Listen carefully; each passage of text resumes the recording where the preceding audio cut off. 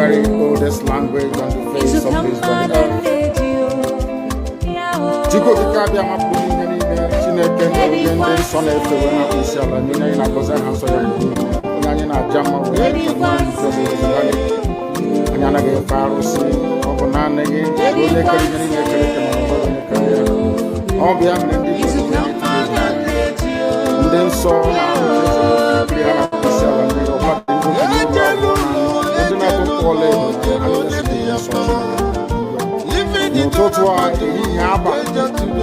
no one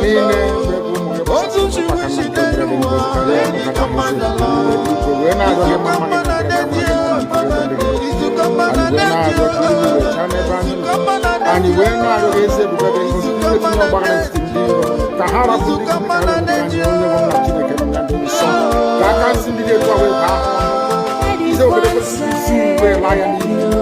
and you were not young.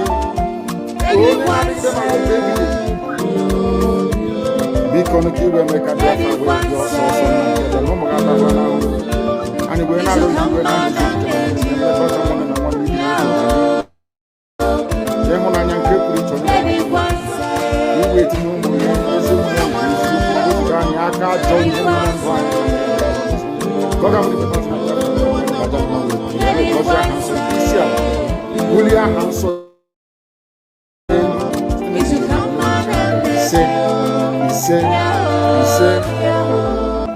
but you know what? I would like you to believe that someone is the cause of it. No. I am the solution, and the only way they can get to you is by kicking me out, which is not. I have come. Look what you do. After I am done with Nigeria, Biafra will be free and enjoy freedom. Biafra will know the importance of freedom and what happens in 5 years to come. Thank you.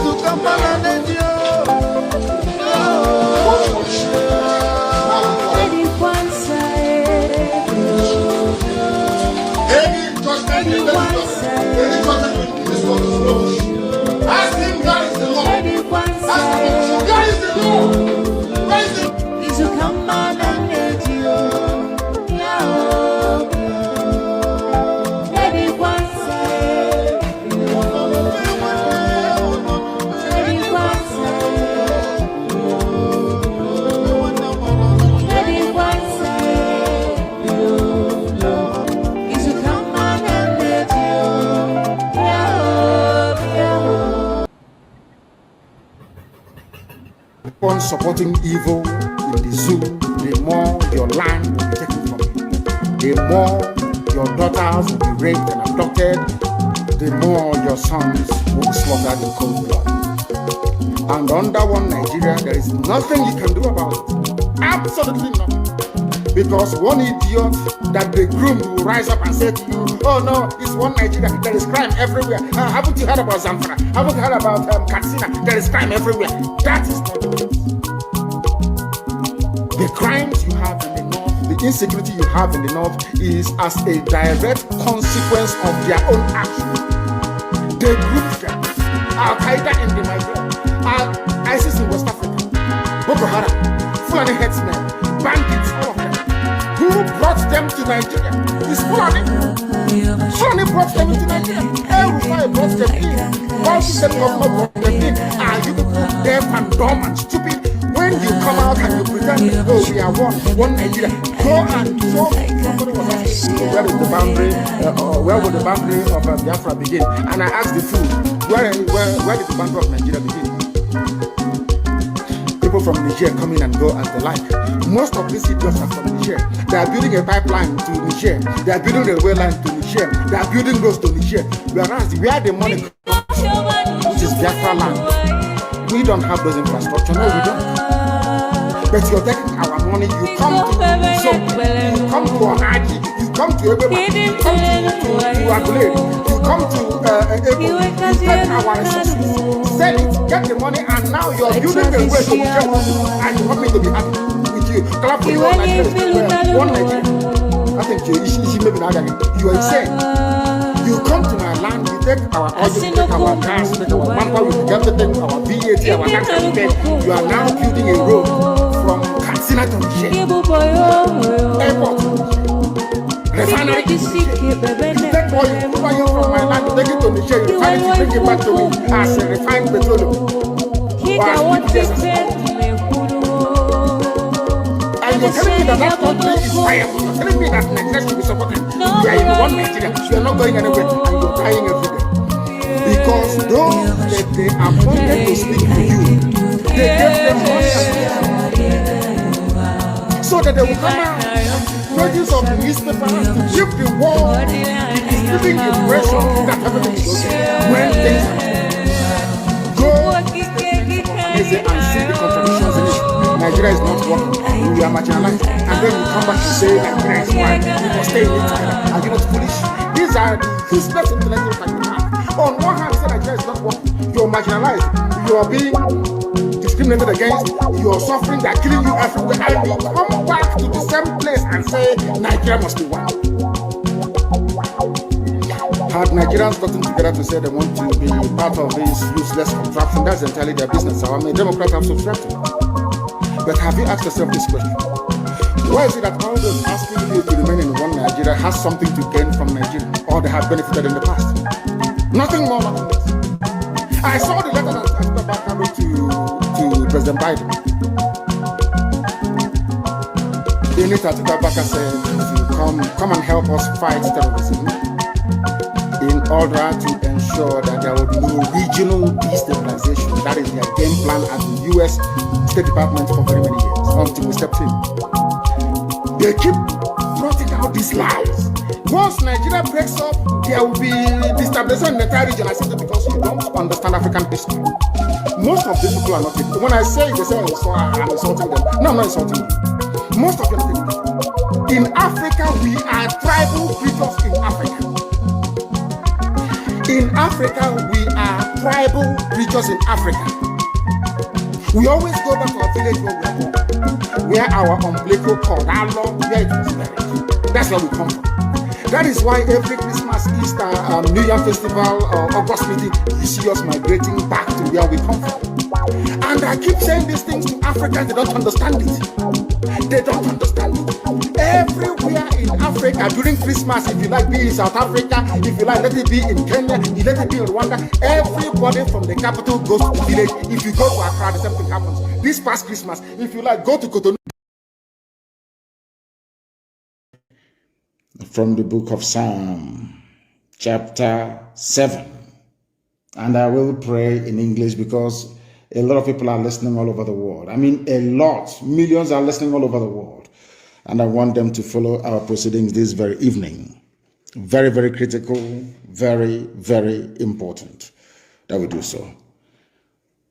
O Lord, my God, the creator of the heavens and the earth, we take refuge in you. Save and deliver us from all that pursue us. Because if you look away from us, they will tear us apart like a lion and rip us to pieces with no one to rescue us. Because the world is against Biafra for no reason. We are hated, we are despised for no discernible reason.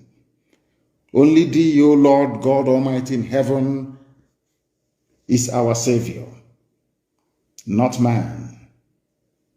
You must come to our rescue. Because you are our Lord and you are our God. If we have done this, if I have done anything, if there is guilt on my hands, if I have repaid anybody, be it friend or an adversary, with evil or without cause, have done wrong to any man or woman, then let the Fulani Janjaweed pursue and overtake me. Let them trample down my life to the ground and make me sleep in the dust. Arise, O Elohim, Adonai El Shaddai, in your anger, rise up against the rage of the Fulani Janjaweed Caliphate and the Zoological Republic. You will rise and you will fight for your children. You will awake, O Heavenly Father, Lord God Almighty, the creator of the heavens and the earth, the owner of the universe, for you must decree justice. Let your children and all men and of goodwill gather around you while you sit on top of your throne in the highest of the heavens, the habitation that only thee can ever occupy. Only you, O Heavenly Father, will judge the people. You will vindicate me, O Lord. You will vindicate IPOB. You will vindicate your children of Biafra according to our righteousness, according to our integrity. O Most High, bring an end to the violence of the wicked. Bring an end to Fulani Janjaweed violence in our land. Bring an end to their abductions. Bring an end to their kidnappings. Bring an end to their extrajudicial slaughter of the innocent. Bring an end to their forced conversion of Christians into Islam. Bring to an end their mediocrity. Bring to an end their senseless feudal rule. Bring to an end their evil and their deception.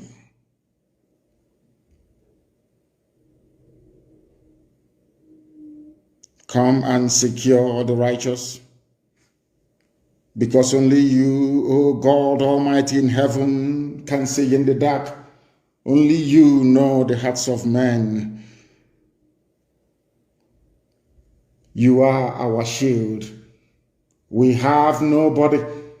Between 67 and 1970, the whole world ganged up and fought against your children. We did not steal anything from anybody. We did not go after anybody's possession nor inheritance. We were on our own in the land that you gave to our ancestors. They conspired, they connived, they colluded to kill us. Over 5 million people. We are dead at the end of it. You are our shield. We do not trust in any man or in any state. We trust only in thee, because you are God and you always save the upright at heart. Anybody whose heart is clean, O Heavenly Father, to those you do not abandon to their enemies. That is why you cannot abandon IPOB. That is why Biafra can never be abandoned. Because your words are yea and amen. You are God, you're not human. Facebook may have been bought over by Nigeria, and we pray that Twitter will not succumb to their threats and their violence. You are God and you are an upright and a just judge. But you are also a God that displays his wrath every blessed day. If Fulani Janjaweed do not relent in what they are doing, if the Fulani Caliphate continues to pursue this scorched earth policy of abductions and murder and mayhem, then you, O Lord God in heaven, you will sharpen your sword, you will bend and string your bow, you will prepare your deadly weapons, you will make ready your flaming arrows. Whoever is pregnant with evil conceives trouble and gives birth to disillusionment. That is what is happening in this so-called Nigeria. Nigeria is pregnant with evil because it conceived trouble and it has now given birth to disillusionment. All the holes that the Fulani Janjaweed are digging for us into that pit, they are falling into one after the other. The trouble that they have caused will always rebound on them. Their violence will come down on their own heads. O Heavenly Father, for we shall give thee thanks always, all the days of our lives, because only thee is righteous. We shall sing songs of praise unto your holy name, O Most High.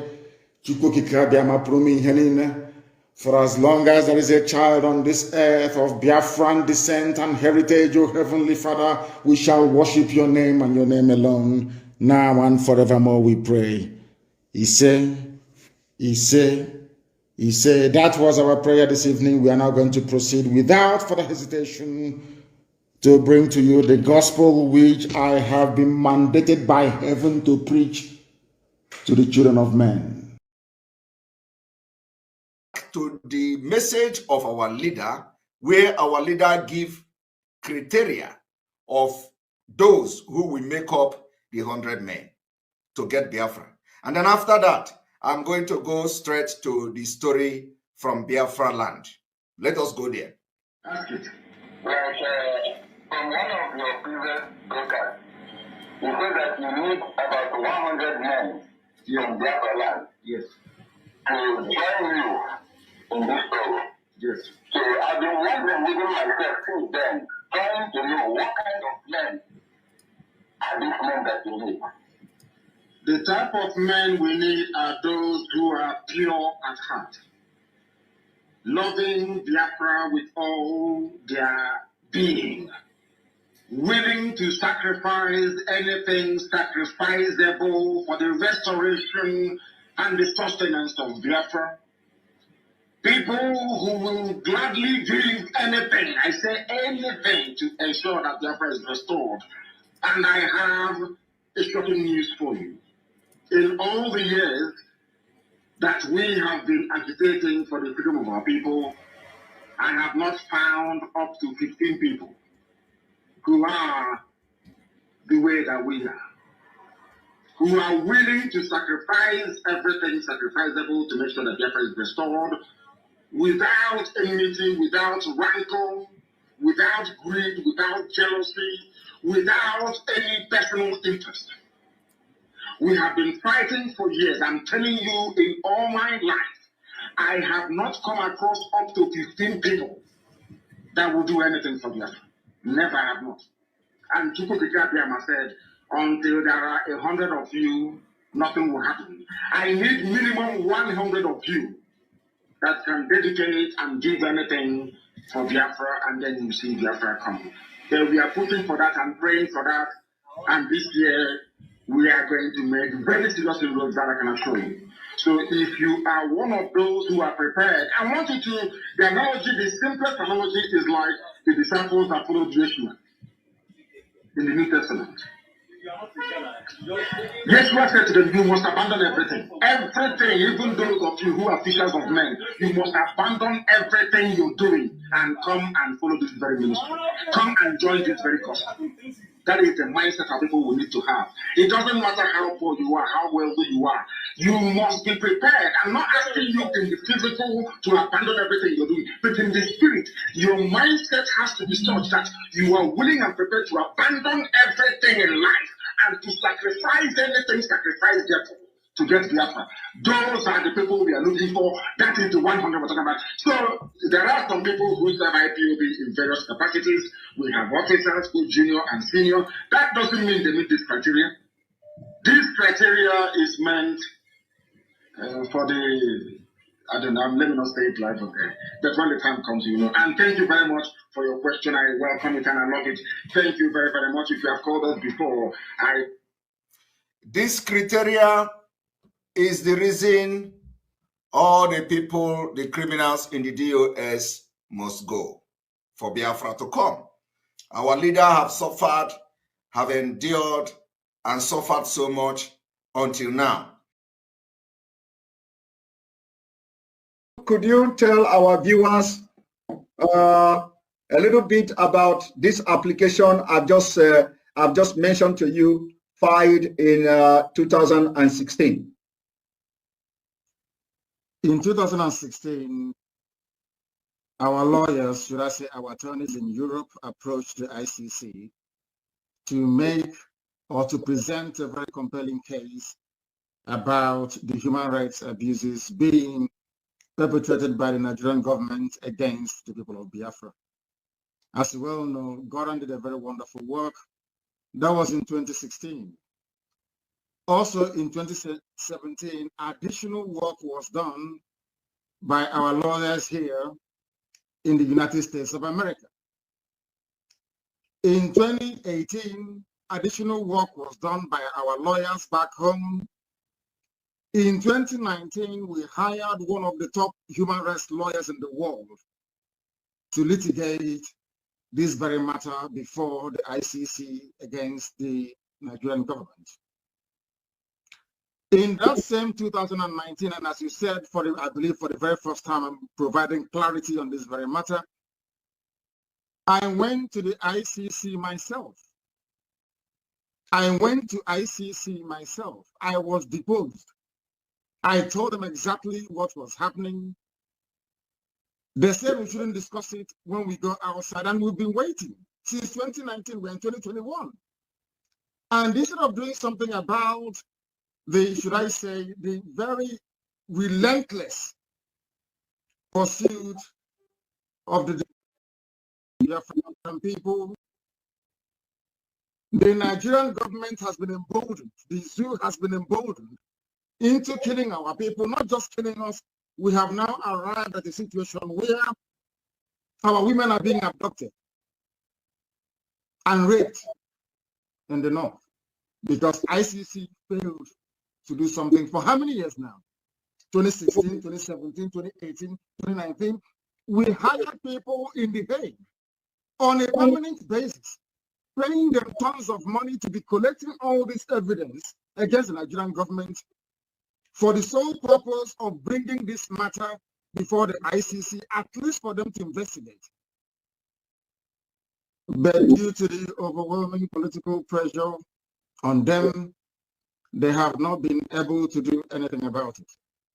The only reason why they issued some kind of statement a few weeks ago, or should I say a couple of months ago, was because of the NSAS protest.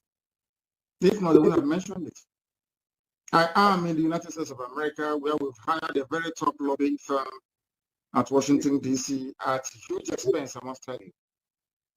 You also know about the submissions we made to United Nations. Angela Calamar's report, everyone has read it. We went there, IPOB, she mentioned IPOB and Biafra. You can see that report on human rights abuses in the zoo. I have been to Geneva. I've sat down with United Nations officials in Geneva. I have been to the EU. Most of them have been to the House of Lords to make a presentation before Baroness Cox. I have been to Capitol Hill here in the United States of America, in Washington, to present our case. So where else do you want us to take our cases to before something is done about it? These are the things that people don't understand. Most of the contracts, most of the work we are doing, you cannot see them. You cannot write about them or talk about them. If not for this very program, I won't be discussing this. But it's about time our people realize that we are doing all we can to present all this catalog of abuse and degradation before the conscience of the international community. But unfortunately, Britain is working for Nigeria. There is what I call a climate of neocolonialism still prevalent in Nigeria. And they still see Nigeria as a contraption they created. They still see Nigeria as a place they can come to Biafra and take our oil and gas without paying for it. Therefore, anything that can sustain the false unity of Nigeria is what they are going to encourage. They see Biafra agitation as an antithesis to that very plan which they have, which is to keep this contraption together for them to have unfettered and unrestricted access to our resources. And that is what has been happening. But unfortunately, our people are not intelligent enough to understand it. Every year we spend money. We have somebody in The Hague right now collecting all the evidence, the rape cases, everything, all the murders, all the unprovoked attacks and invasions, everything. But for ICC to call up that very case is another problem. When I say that Biafra is going to be the last miracle on earth, people don't quite understand what I mean by that. Biafrans don't know the number of people and forces against them. They don't understand it. Those of us at the cold face of the struggle, deep inside it, we know who our enemies are, and they are numerous. But I am very, very confident of victory because the God we serve is the one that made this very universe, and his words must prevail.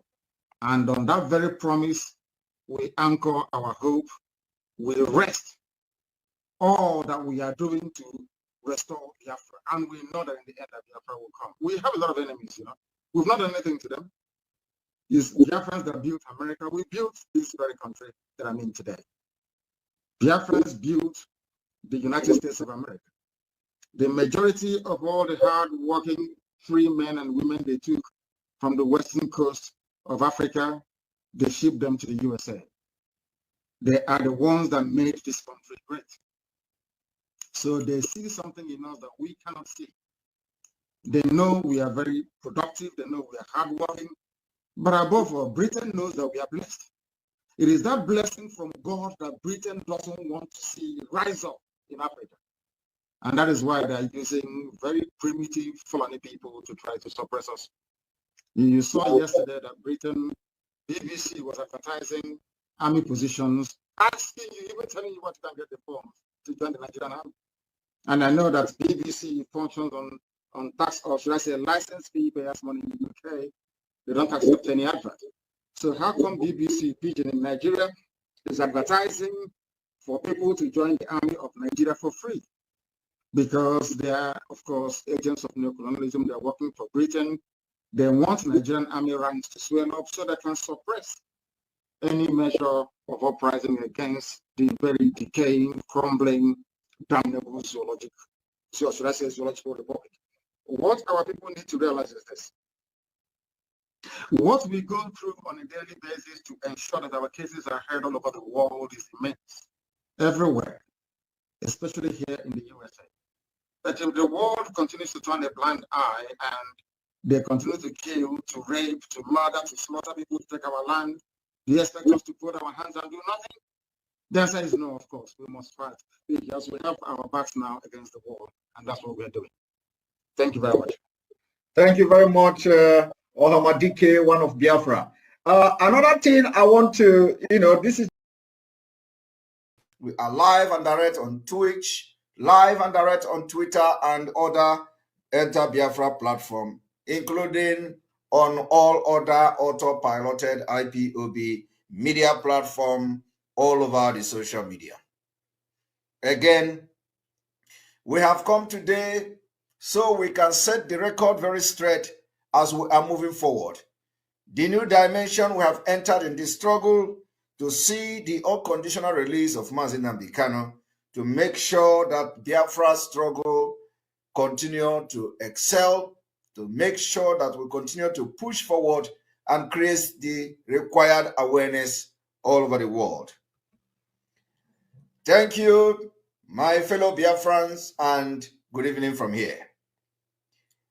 Today is yet another wonderful day, and we are going to expose what we may call probably the insecurity in the southeast, and we are focusing on Anambra State. Remember that a few days ago, I made a exposition where I brought a video of Chris Ngige, Dr. Chris Ngige, and I exposed how he was kidnapped, and some of you do not know that particular story. I want to also make it very clear today that I am publicly debunking any kind of accusation, allegation, linking IPOB, linking autopilot, linking Simon Ekpa to any kind of killings in Biafra land.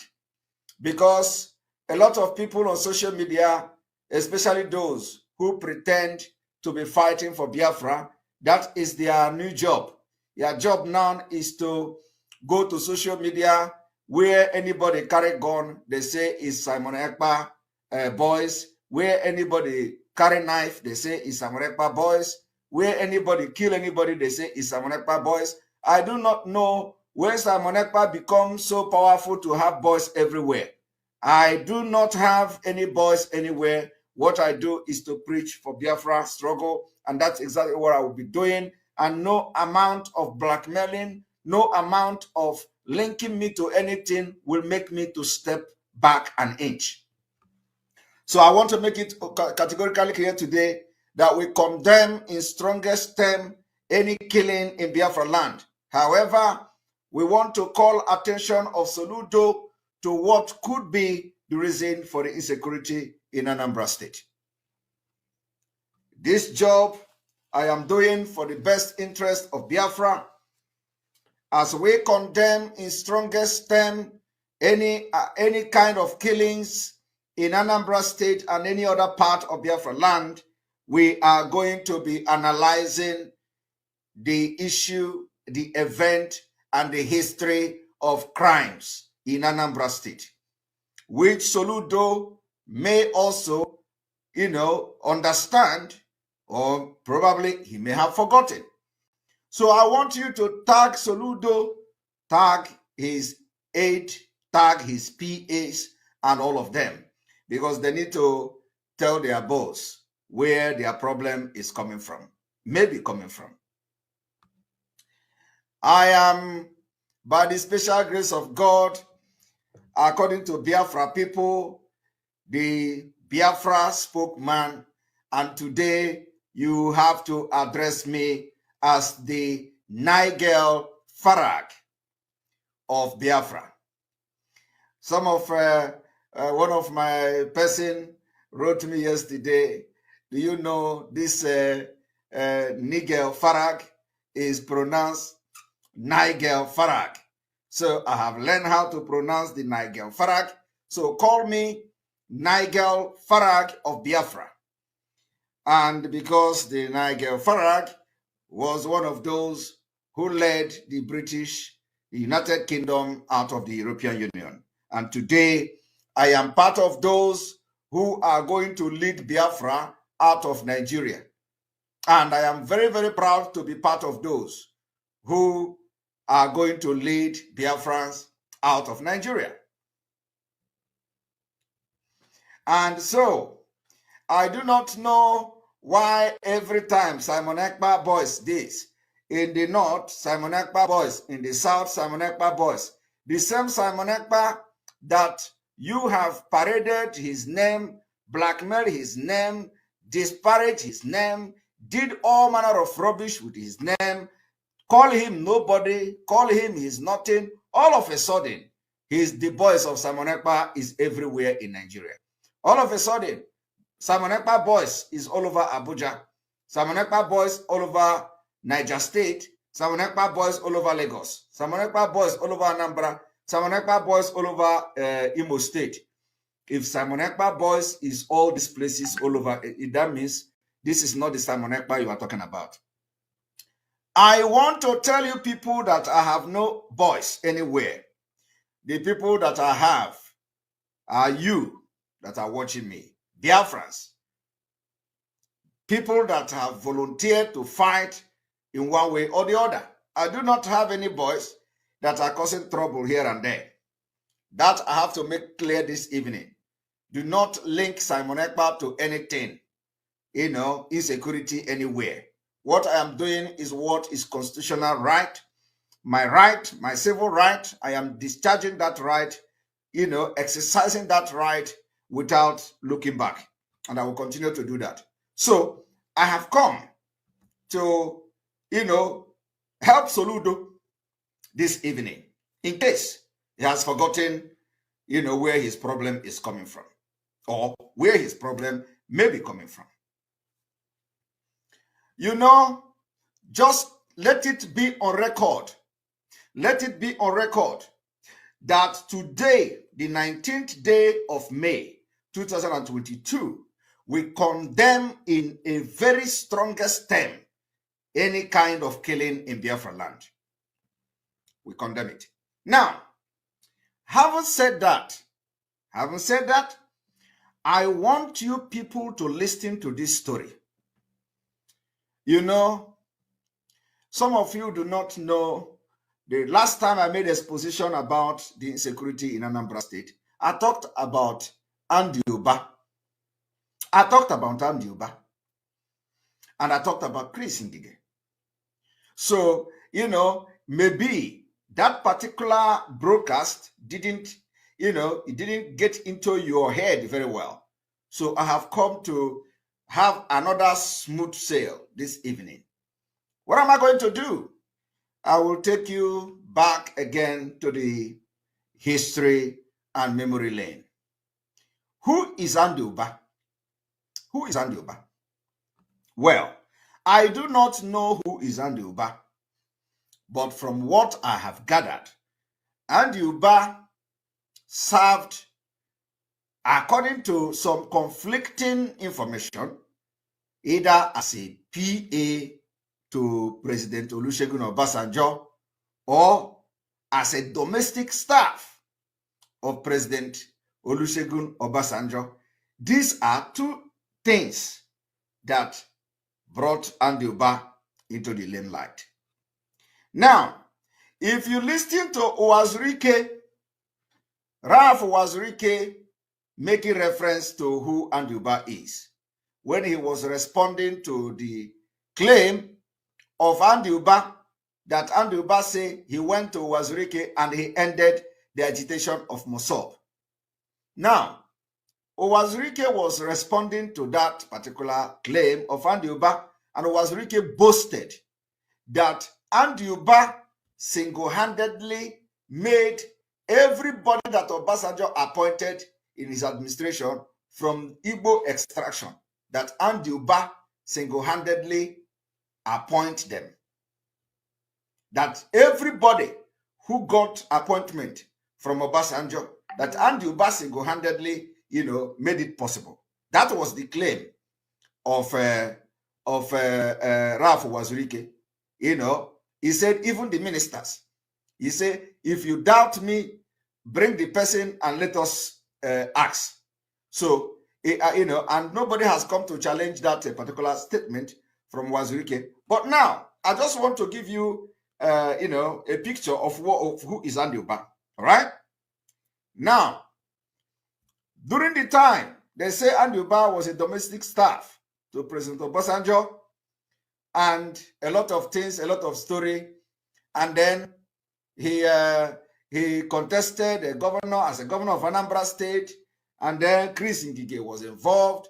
And at the end of the day, he was alleged to have kidnapped Chris Ngige, a sitting governor or a governor-elect, as the case may be.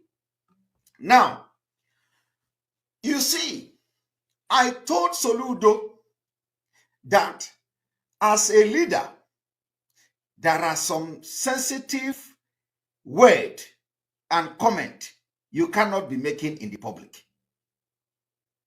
You cannot be making some comment in the public as a leader. Soludo, immediately he became the governor of Anambra State, has used different kind of disparaging words on people, even to call Biafrans criminals. This particular word, this kind of word, could, anger some certain people to come against you. So you don't use some word while you address youth, or while you address your state, or while you address certain individual. There are people that you cannot just cajole in public and go away with it. And I want to prove it to you today that Anambra is one of those kind of people in Anambra State. I do not know who Anambra is. I have no business with Anambra.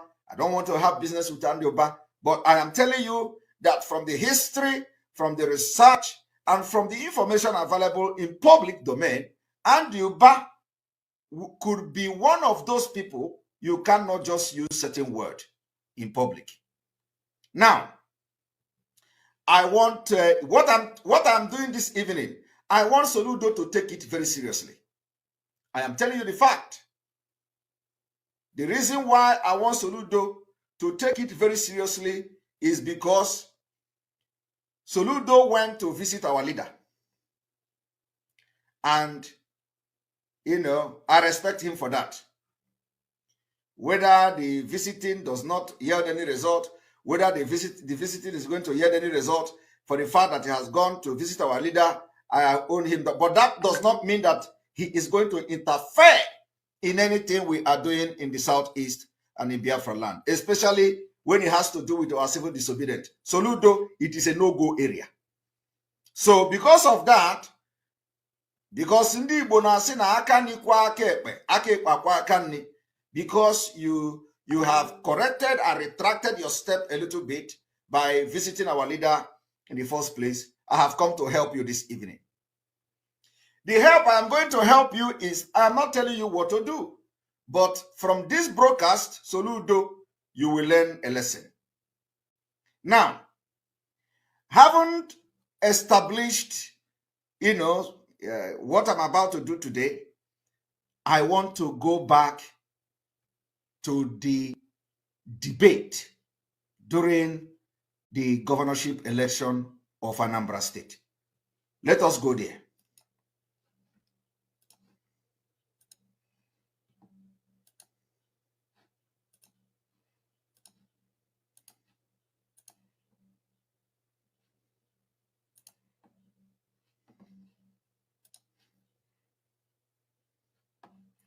Soludo, what you did here to Anambra can never be forgotten. Anambra can never forget what Soludo did to him here. So Soludo, you may look back to this particular campaign and know where you have gotten it wrong. Now let us watch. Very much, and thank you for that acknowledgement that Anambra has, up until the last few months, remained about the safest state in Nigeria. Anambra, just about until a few months ago, remained the safest state in Nigeria, according to Soludo. And the governor has been decorated with awards and so on. And the governor of Anambra State, which is Obiano, have been decorated with award for being peaceful state and all that. About being the safest state in Nigeria, and thank you very much. The insecurity in Anambra is a recent phenomenon, very recent. And I think my brother on the right-hand side, I'm sure when he responds, he might be able to tell a little more about part of the reasons why that is happening. He fired a shot at Anambra. He said, insecurity in Anambra is a recent phenomenon. That maybe when my brother at the right side will answer, which is Anambra, he is going to tell us, what he knows about the insecurity in Anambra, which is a recent phenomenon, according to him, during the time of this particular debate. Which means Soludo have accused Anambra here of being responsible for the insecurity in Anambra prior to the election. Do you understand me? Soludo in this debate accused Andy Uba, the brother at the right, of having answers to the insecurity in Anambra, which according to Soludo is a new phenomenon. You see, you don't do that. No matter what, you don't do that. The only way you can do that is between us and Fulani, between us and Buhari. That is when you can make such comment. Soludo, right in front of the world, accused Andy Uba of being responsible or knowing something about the insecurity in Anambra back then. I want you to understand, for those who, because you hate Simon Ekpa, every time you come, when they accuse somebody, you say Simon Ekpa. When you do this, you say IPOB. When you do that, but yet you say Simon Ekpa is nobody. I want you to understand that the root cause of Soludo problem may not be far from what I'm doing this evening. Soludo, which I know he listened to my program, and I know he have taken some correction from our program here. I have come again this evening, free of charge. You don't need to pay me. You don't need to pay me. Somebody say, this person is not Andy Uba. Listen to me. Soludo was referring to somebody at the right, not the person that the picture showed now. The person that the picture showed now is a different person. That is the other person, but he was not the person Soludo was referring to. Soludo was referring to the person at the right side, which is Andy Uba. This man you see here was at the left side. Now, I want you to watch it again. For Ndi Thomas Ekwekweha.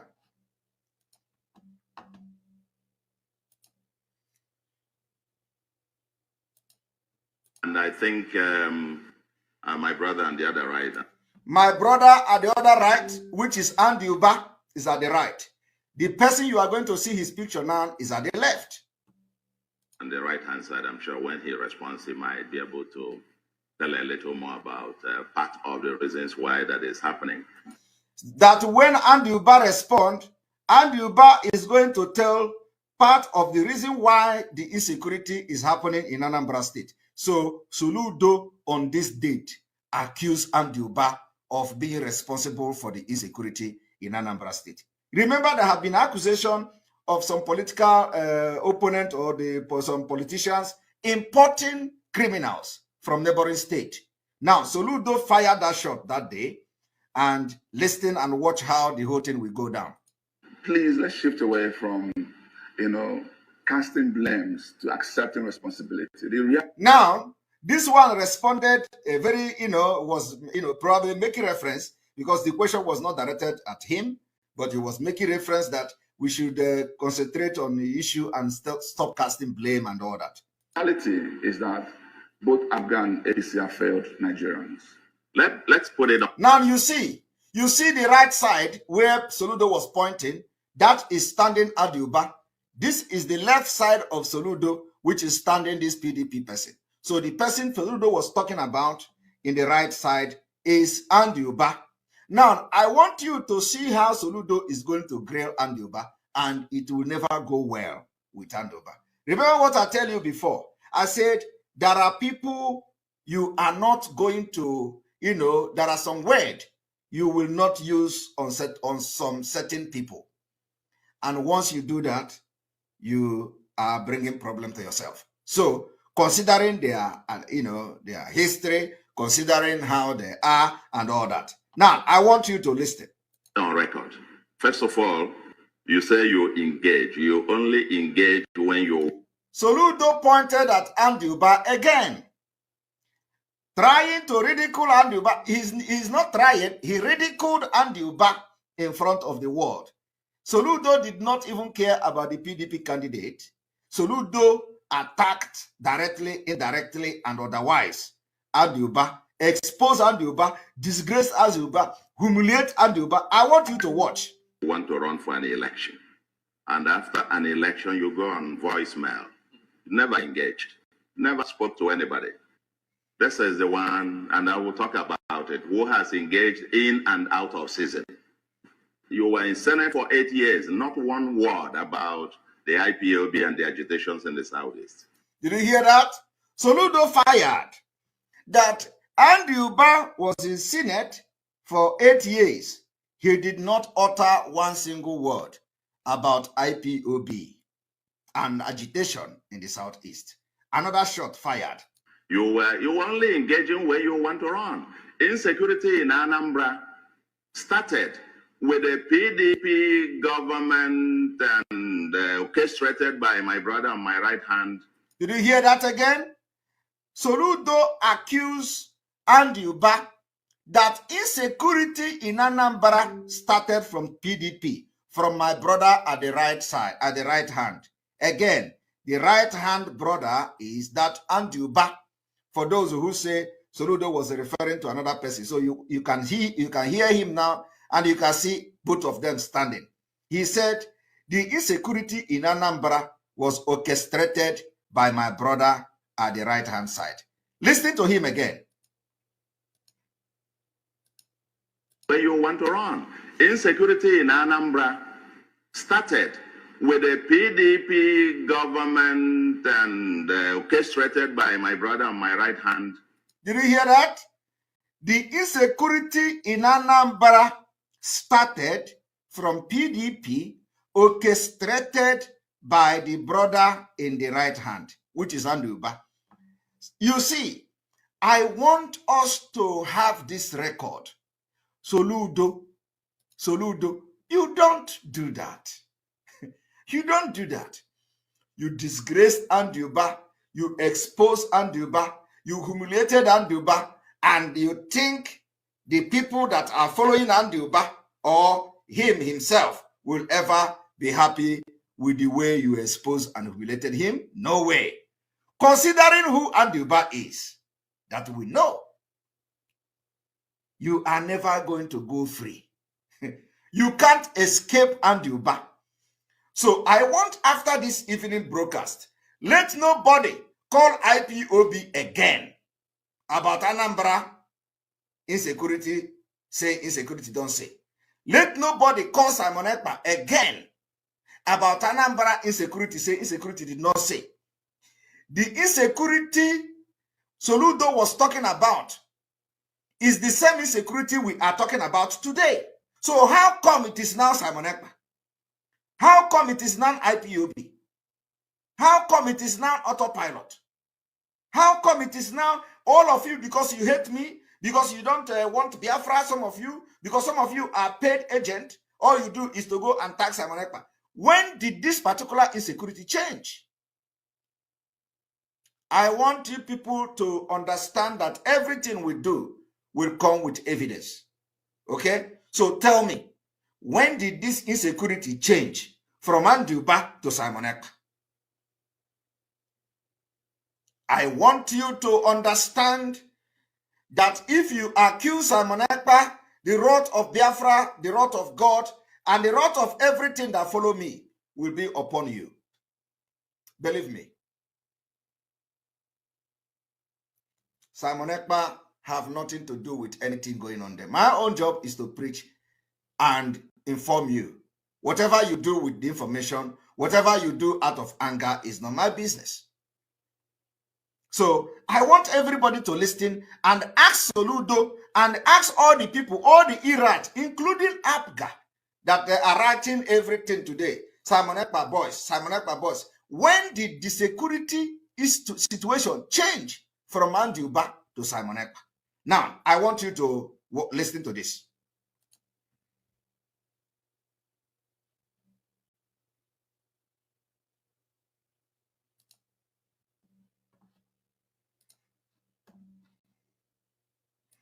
We are going to go back again.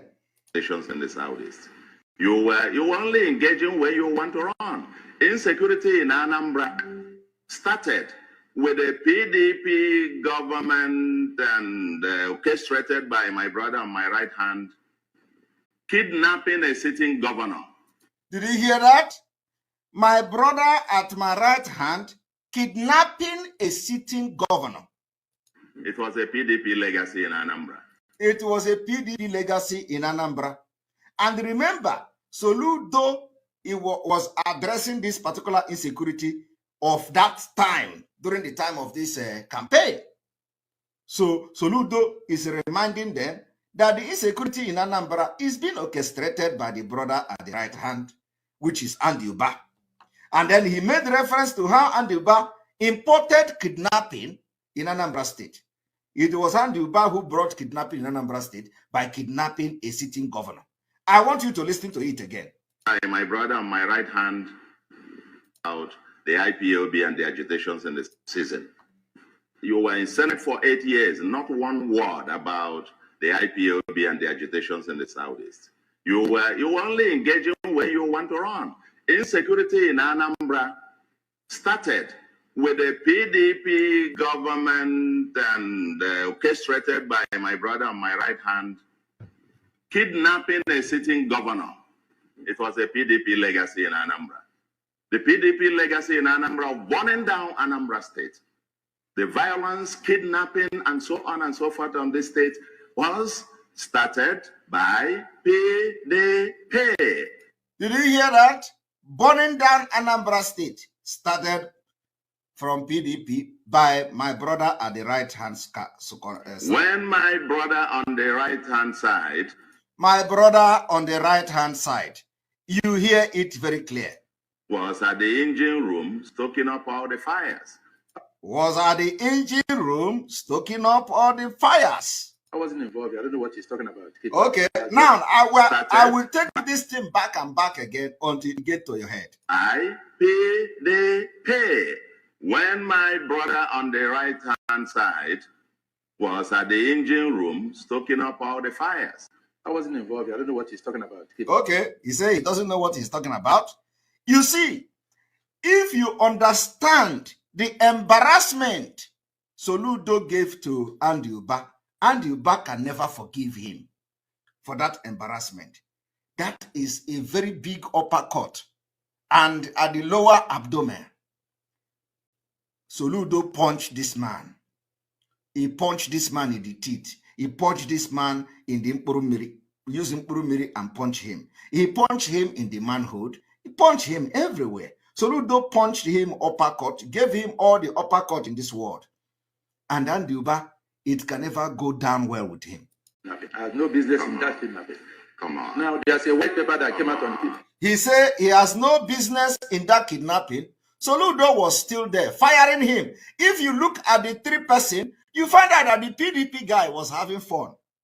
The PDP guy was having fun. Soludo have to turn around and face Andy Uba. He backed the PDP guy. He faced Andy Uba and punched Andy Uba. Andy Uba was saying, I don't know anything about the kidnapping. Soludo was saying, come on, I want you to watch it. Stoking up all the fires. I wasn't involved. I don't know what he's talking about, kidnapping. I have no business in that kidnapping. Come on. Now, there's a white paper that came out on it. Oh, come on. There's a white paper on the kidnapping. Why didn't they put my name in the kidnapping? How has anything to do with it? What are you talking about?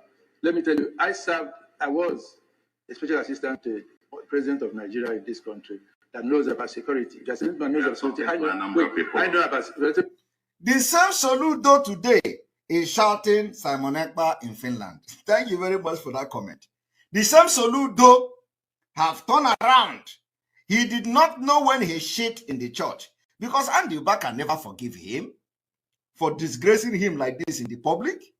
So Soludo, who have identified where the insecurity of Anambra State come from, who brought it, why the person brought it, and all of a sudden, Soludo switch now to Simon Ekpa. Let me tell you, it does not matter whether there is crisis or sit at home, whether that is, we are not going to stop.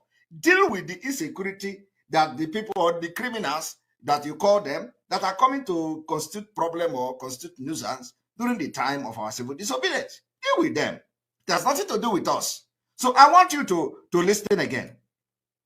I was a special assistant to the president of Nigeria in this country that knows about security. Just knows about security. I know about security. Now let me tell you, he's talking about saying that I'm involved. I'm not involved in anything that concerns kidnapping or anything. Okay. I wasn't even in the country when it happened. Okay. Outside the country, when the call came through to me, 2:45 in the morning, I picked the phone, said they want to, but the judge said he wants to speak to the president. I said, what happened? Tell me what happened. I took the phone to the president, woke the president, took the phone. The president asked me to call the IG of police and call, which I did. And the voting that's why voting was stopped. So how could I have been involved? If I was involved, would have made that phone call. Okay. Please, absolute silence in the hall so that we can appreciate what the candidates are saying. Thank you very much. Now, Soludo is about to fire the second shot at Aldioba. Remember what I told you? I said there are things you don't say. There are some words you don't use on certain people, especially when you know what they can do. So there are certain words you don't use. Soludo used every word available. Soludo used insulted, Soludo went, crossed the red line on Andioba. Now, Soludo is about to fire another second shot, which is forging secondary school certificate. I am telling you the fact. All these things that I'm telling you today, Andioba can never ever forgive Soludo because the insult was too much. And if you know how politicians and the ego, Igbo men and their ego. So I want you to listen, and I hope that you send this video to Soludo to know where he shit in the church, and probably he can begin to start solving the insecurity in Anambra from this particular broadcast today. Now, I am not saying, that is not to say that I am saying that Andioba is responsible for insecurity. I did not say it. Soludo said it. I didn't say it. So our question now is, when did this insecurity switch from Andioba to IPOB or from Andioba to Simon Ekpa? When did it switch? Now, I want you to watch as Soludo now fired the second shot. What the candidates are saying. Thank you very much. I will show you here. I will open an I'll never for your certificate. Do you have secondary school? Of course. When? Come on. When did you graduate? When did you graduate? Do you have secondary school? When did you graduate? You see, well, that is politics. So let us hear them. 1974? That you have senior school certificate? Go and check. In 1974? Go and check it. I have a 1974? Go and check. You have senior school certificate in Enugu State? It's forgery. Go and check it. It's forgery. No, you are destiny is here. I don't know can show you to you. I don't know. Soludo disgraced and humiliated Andioba to the highest maximum. In fact, Andioba can never remain the same after this, after this particular debate. Andioba can never remain the same. And he can never ever forgive Soludo. So now, all this why Soludo identified who was responsible for the insecurity, only to turn around and say people from other state are the criminals. People from other state after winning the election. After winning the election, Soludo turned around to say that the criminals are from other state. Now, Soludo did not say during this time that the criminals are from other state. Soludo identified Andioba as the criminal. So ask yourself, what have changed? When did this criminality switch from Andioba to us? Or is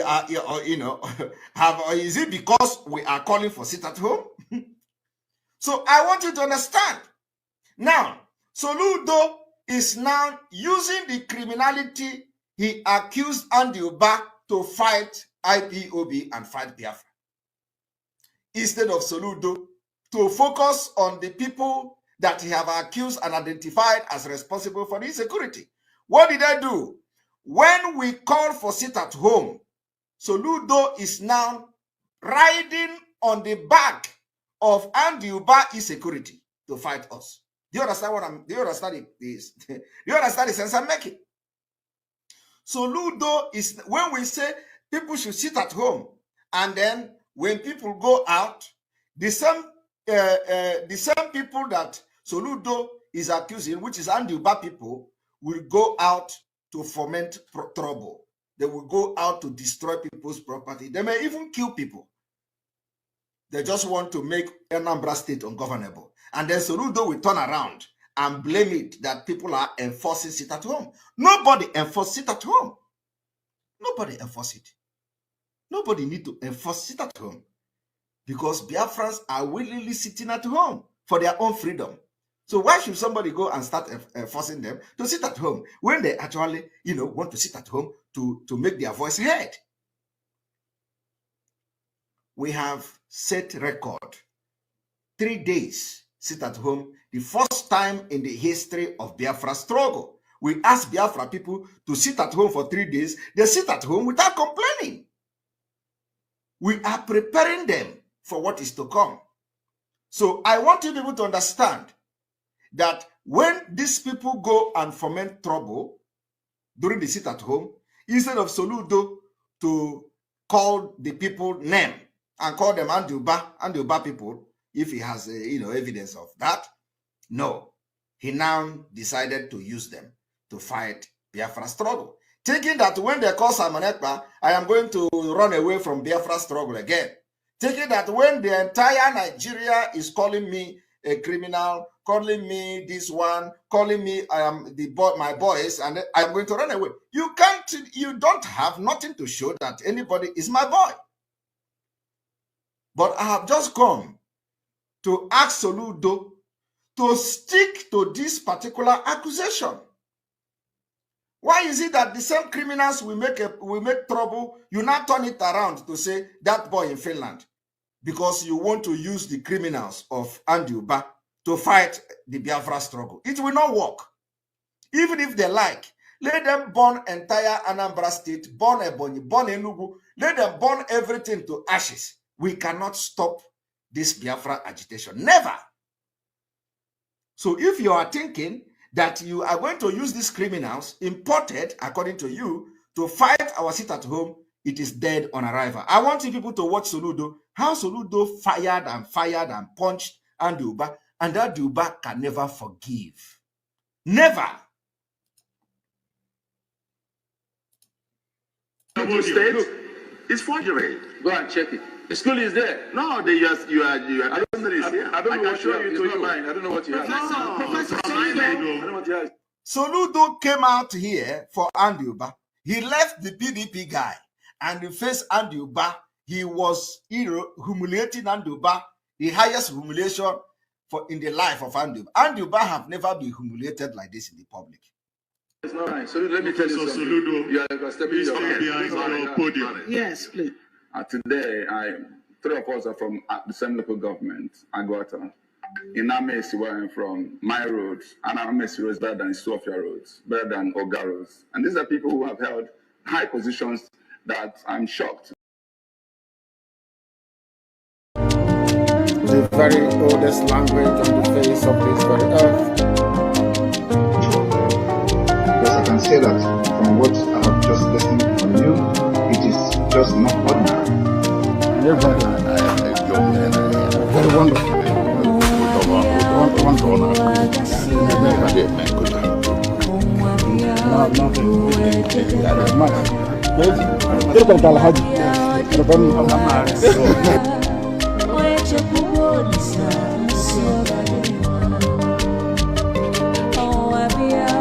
When my lawyers came to see me, I had a discussion with them about how I'm going to defend myself.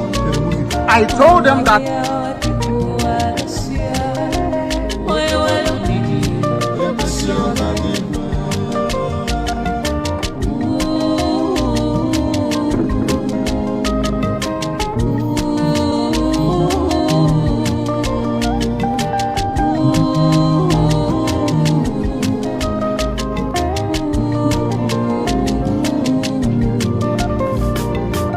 I'm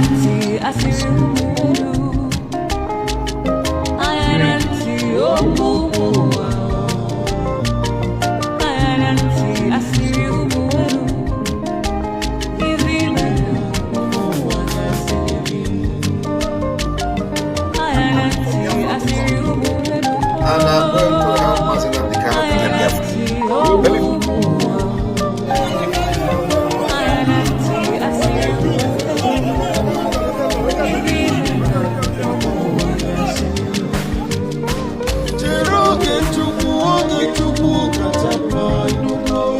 What we got is majority.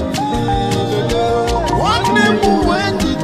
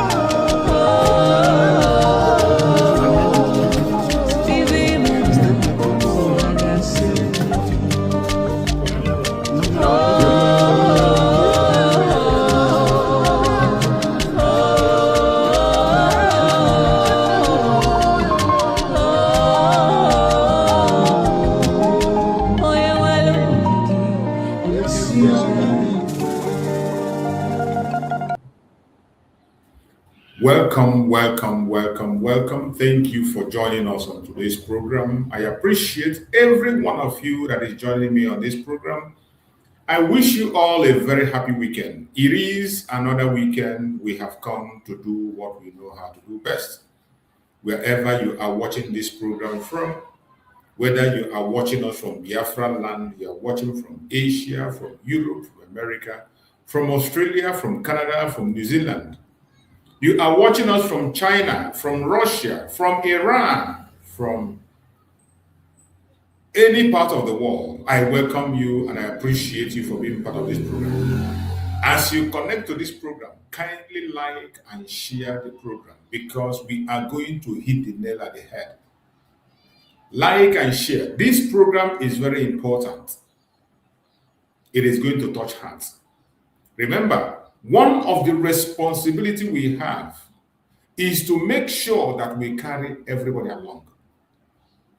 This is the charge that Martin Samuel gave us, radical evangelism. Radical evangelism. In this radical evangelism, you are supposed to be part of it. I am part of it. I am doing my own part and you have to do your own part. How do you do your own part? By sharing the program to all platforms.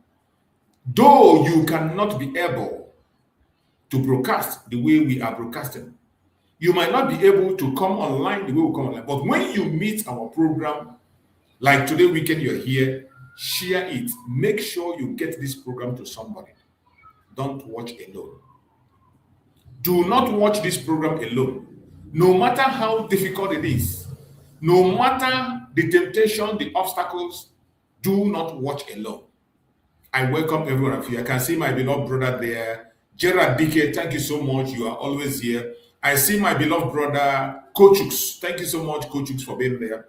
I appreciate you for being part of the program. And I wish you all a very, very happy weekend. This is a weekend program that is going to touch so many areas. As I always say, remember, in our platform, we don't come here to instigate violence. We do not come to this platform to promote hate. We don't come here to attack people or individuals. The only thing we do in this platform is to present Biafra to the whole world as the only remedy to the failed state Nigeria. What we do here is to protect the legacy of our supreme leader, Nnamdi Kanu, and the legacy of our Prime Minister, Simon Ekpa. What we do in this platform is to bring the plight of the Biafrans before the whole world. In truth, nothing but the truth. In this platform, we focus our speech and our argument on reality, not on hearsay, not on propaganda, not on what we feel or what we think. Every single thing we say in this platform is based on reality. So whenever you join us on this platform, I urge you in the name of Chukwu Okike to please kindly center your mind on reality. Keep your differences. You have the right to hate me if you choose to. You have the right to do whatever you like if you choose to. But I bet you, all I ask you is to listen to the program with an open mind by yourself. Come as you are, as an individual. Don't listen to this program as a party, a group. Listen to it by yourself as a single person and apply your own wisdom and knowledge to it. Whatever you understand in this message, if it affects you as an individual, change your way.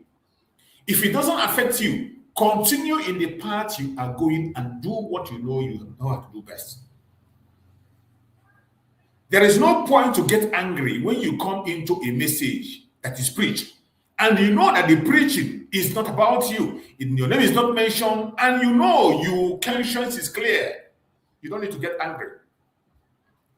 But when you get angry at a message, look inward, think about yourself again, check. If there is a place where you are making mistake, go and make corrections. What we stand for in this platform is unity of purpose. Unity of purpose. We are searching for self-determination. We are pursuing our freedom. That is why we are here. There is no other reason why we gather here. There is no other reason that made you to know me or me to know you. The only reason we come to know each other, either like each other or hate each other today, is because of the struggle. That is the purpose for which we gather in our various groups, in our various platforms. It is because of our freedom. So because of that single reason, focus your attention on that unity of purpose. And I bet you that is going to take us a long way. So after saying this, I want you to prepare yourself as an individual and with an open mind and listen to the message we have come with this weekend. It is a weekend broadcast and it is a very powerful and strong one. And the topic we have chosen to discuss today says, Mazi Nnamdi Kanu and Simon Ekpa persecution exposed. Why global power fear Biafra rising today? Mazi Nnamdi Kanu and Simon Ekpa persecution exposed. Why global power fear Biafra rising today? This is what we are going to discuss. As you know, already we have a challenge in our hand. The biggest challenge we have in our hand today is to defend the face of the struggle. The face of the struggle, which is our supreme leader, Mazi Nnamdi Kanu, and our Prime Minister, Mazi Simon Ekpa. There is a new battle that has been unveiled. And this battle is very dangerous because the people that are fighting it are not from the outside. The people that are in the aim of an affair, people that are championing this attack are the people within. That is why it is very sensitive. That is why it is very important to focus on. That is why we must not be silent. The Nigerian government and the enemies of Biafra have been looking for this opportunity for many years. They have been looking for this opportunity for many years. They tried it even when Mazi Nnamdi Kanu was around. To create a faction from the inside that would destroy the struggle, but they could not succeed because Mazi Nnamdi Kanu was formidable. He owned the media. Mazi Nnamdi Kanu was totally in charge of the media, and there is nothing you can push out that can fly. Only one single broadcast. Every propaganda you present will die a natural death. That was how powerful our supreme leader Nnamdi Kanu was while he was with us in the media.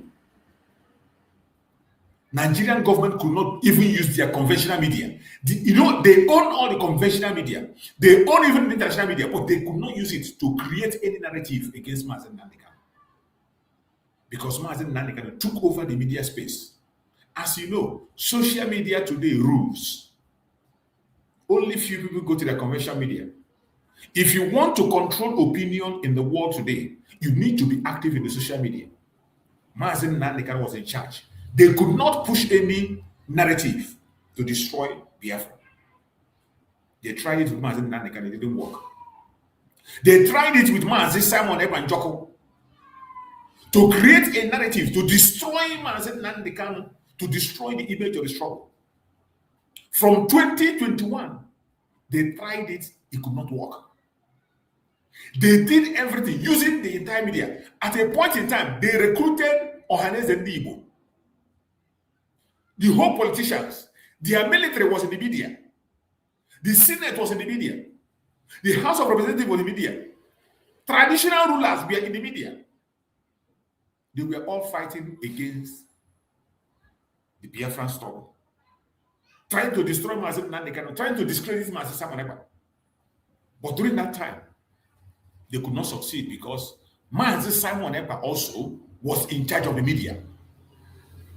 Our Prime Minister, took charge of the media. In his own case, even Nigerian government were confessing with their own mouth. They said that Simon Ekpa is in charge of the media. I'm not the one saying it. They came on their national TV and they said the chief of army staff was confessing and said, why would the media allow Simon Ekpa to take charge of the media space? The confession is still there. They could not change the narrative. There is no narrative they pushed within that time that Simon was going to fly. Every narrative they pushed in their media could not fly. Instead, what Simon Ekpa put forward is what was flying even in their own media. Simon Ekpa took charge, the spokesperson of Biafra. Everything he says goes, and they were lamenting. They tried this thing they are doing now, it could not fly. Simon Ekpa took charge.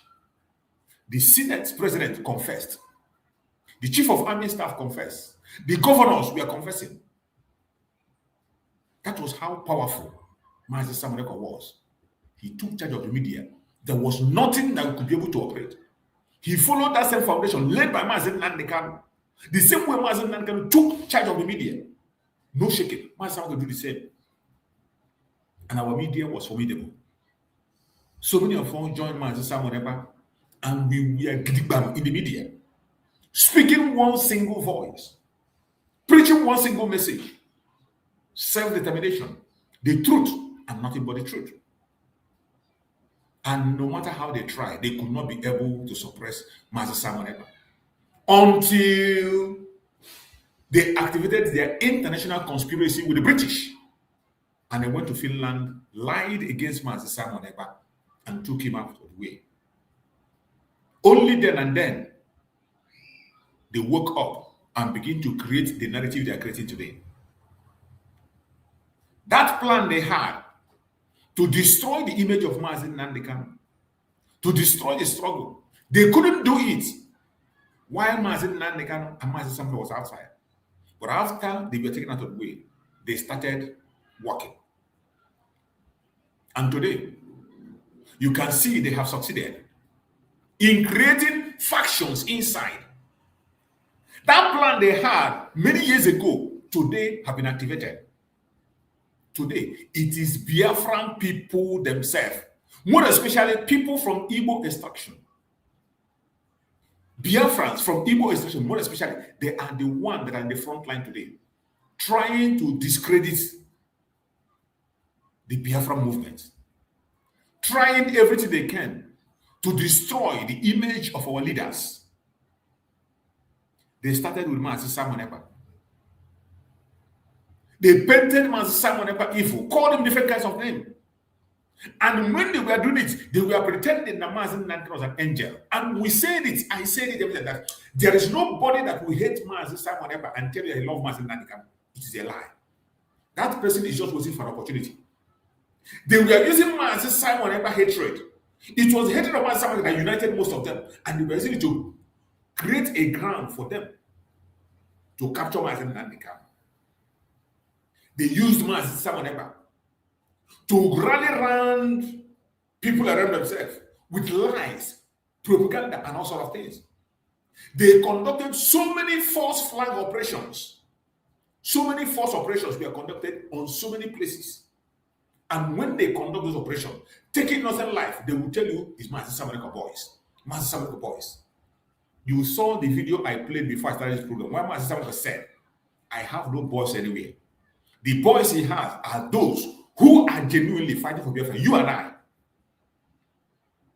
Mazi Simon Ekpa made that clear in a video that I played here. But when they painted Mazi Simon Ekpa black, even some people ignorantly joined them, thinking that they were for good. But they didn't know that they had a target. They knew that Mazi Simon Ekpa, as long as he remains stand still, that there is nothing will penetrate to Mazi Nnamdi Kanu. Mazi Simon Ekpa was a pillar of war, a pillar of solid rock that was in between the enemies and Mazi Nnamdi Kanu. He was taking all the bullets that was fired. No single bullet was getting to Mazi Nnamdi Kanu. Instead, the enemies of Mazi Nnamdi Kanu began to promote him. They began to exalt him. They tell you how good Mazi Nnamdi Kanu is. Go to all their media. Anybody that will come there will tell you that Mazi Nnamdi Kanu is a good person. Mazi Nnamdi Kanu is fighting a just cause, but it's only Mazi Simon Ekpa. He doesn't know what it is. That's why he just came. But today, I want you to go back to their media today and see how many of those today are still praising Mazi Nnamdi Kanu. Those people who were praising him when Mazi Simon Ekpa was busy defending him, and they were taking Mazi Simon Ekpa away. How many of them today is praising Mazi Nnamdi Kanu? Go and check. Just go back now and check. When you see them in their media, both the governors, both the politicians, both the traditional rulers, go and check how many of them is still talking about Mazi Nnamdi Kanu. When was the last time Ohanaeze Ndigbo issued a statement on Mazi Nnamdi Kanu? I'm asking you, when was the last time Ohanaeze Ndigbo issued a statement on Mazi Nnamdi Kanu? But when Mazi Simon was here, they were all playing angels. They were all playing friend. They were all sympathizers of the struggle. They were all pretending to be sympathizers of Biafra, including the Seibo in Anambra State. Seibo printed a billboard, Free Mazi Nnamdi Kanu in Anambra State. Seibo went ahead to visit Mazi Nnamdi Kanu, but today, the same Seibo said, do not release Mazi Nnamdi Kanu because his freedom is not going to calm Biafra land down. Seibo is the person that is the front line today, destroying everything that has to do with Biafra. The same Seibo today is in the front line, pushing an agenda to remove everything that represents Biafra in Biafra land. The last move he made the last move to remove the name of our eternal leader, Dim Odebogojuku, in an university, Anambra State University. He made an attempt to remove the name of our eternal leader, but when he was caught, he changed his language and said it was just a campus. He wanted to rename the university, but when he saw that the Biafrans cannot take it, Biafrans, there was outrage everywhere. He came back and he said, oh, it was just a campus he renamed. That he renamed just a campus. But had it been that he made that move and nobody spoke, Soludo will go ahead and remove the name of our school, our eternal leader from Anambra State University. So Igbo have done so many things. He went and brought Kuka, Bishop Kuka, and made him a chancellor. Gave him a special position in that university that is named after our eternal leader. We have many prominent professors in Biafra land.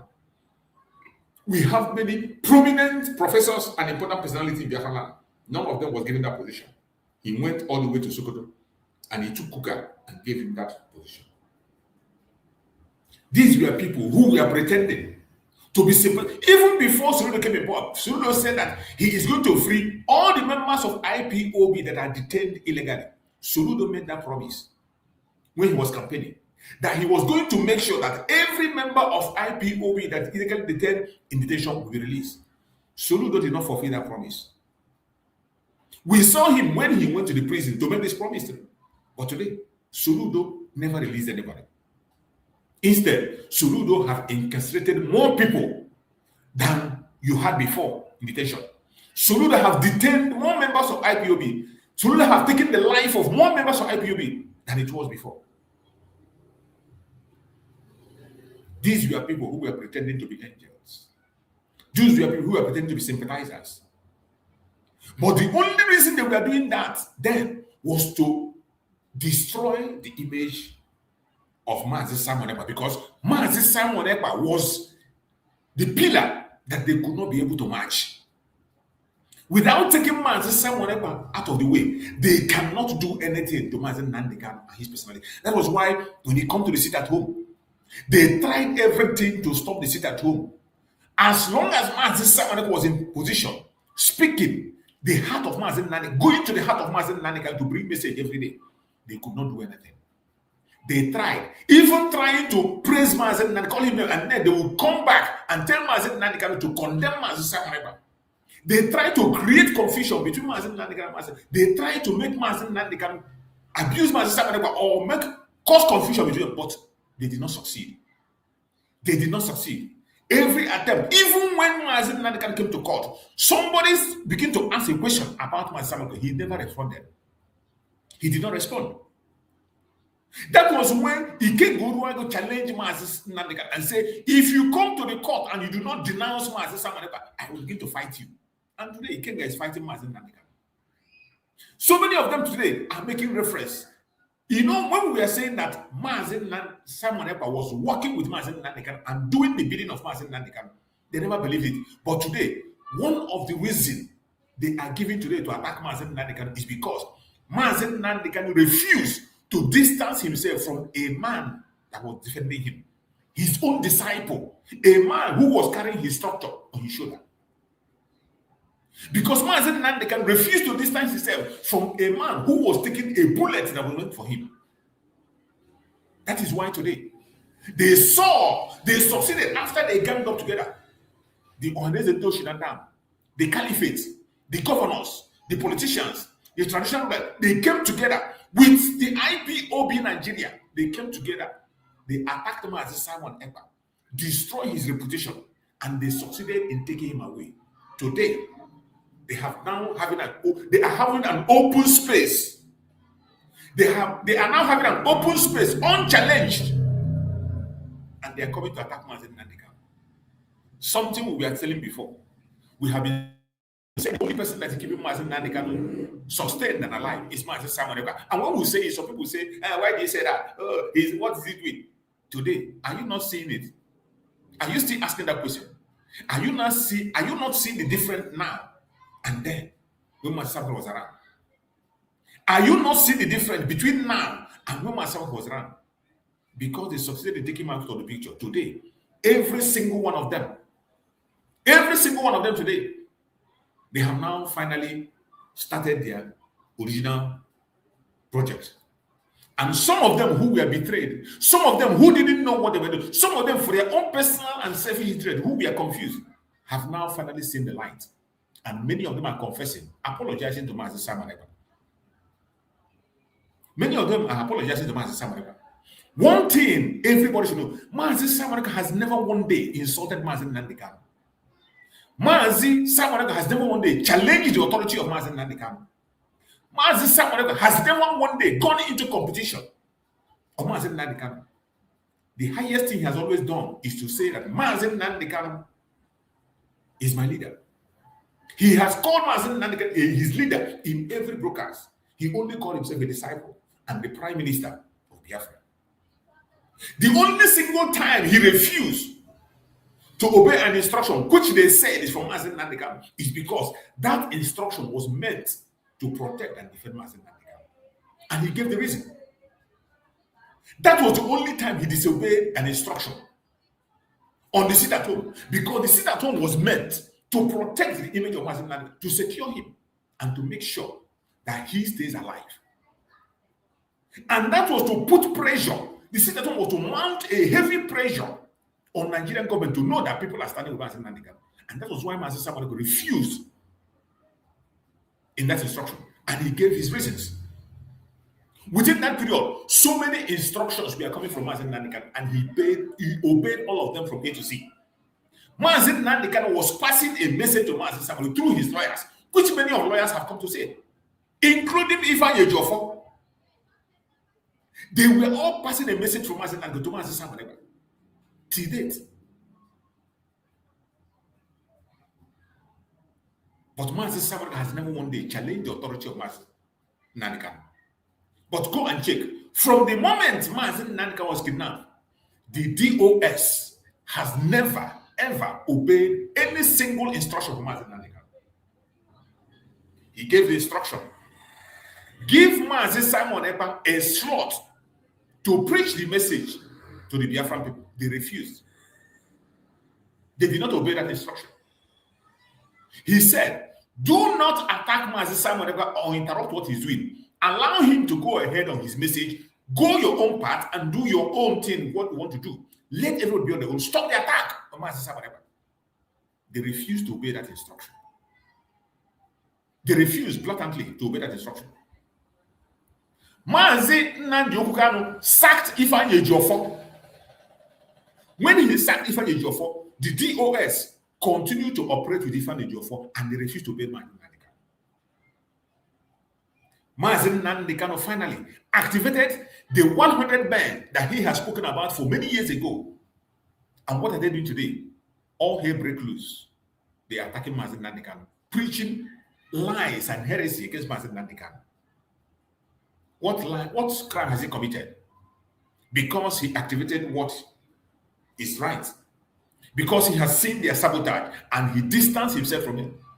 Mazi Nnamdi Kanu is the leader of the Biafran people, not a leader of an organizational group.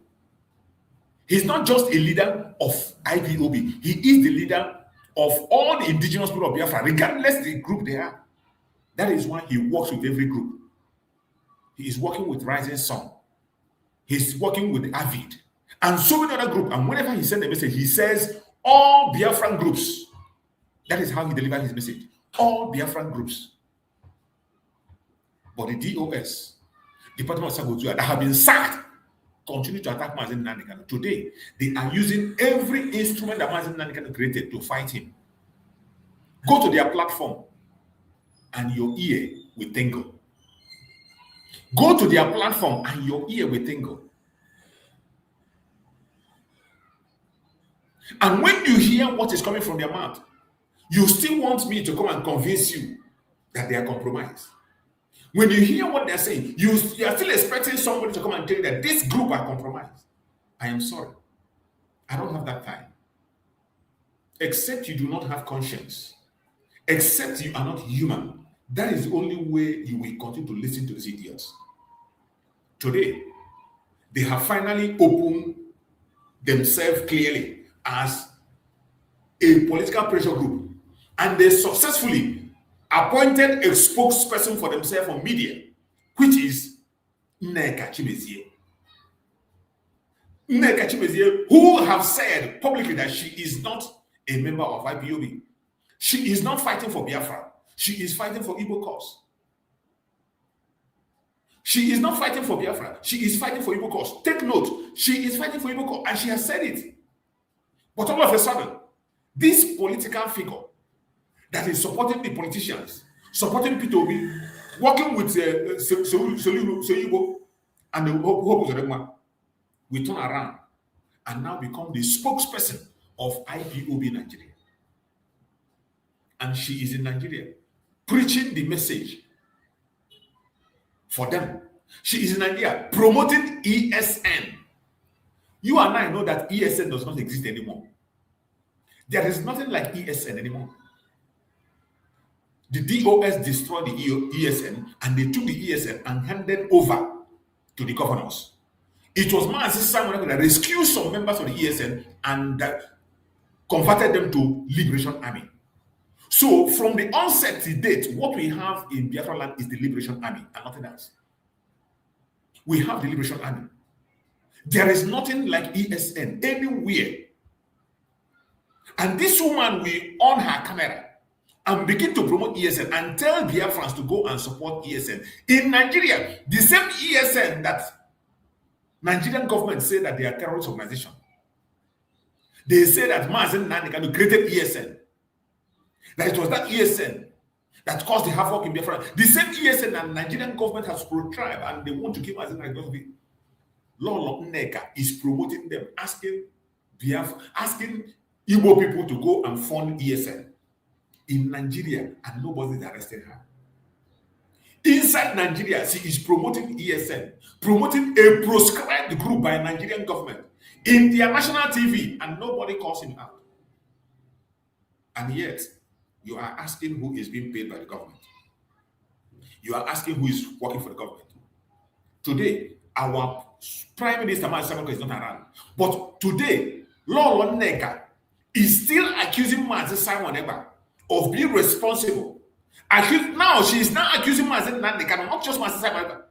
You know, when Mazi Simon was here, they were only accusing him. But today, in the absence of Mazi, they are now accusing Mazi Nnamdi Kanu and Mazi Simon Ekpa as being responsible of everything that happened in the Southeast. And they have recruited so many content creators. If you are very steady online, you will see many content creators online. What do they do in their program? Attack Mazi Nnamdi Kanu. Attack Mazi Simon Ekpa. You see some of their program. You go to their program, you see their topic.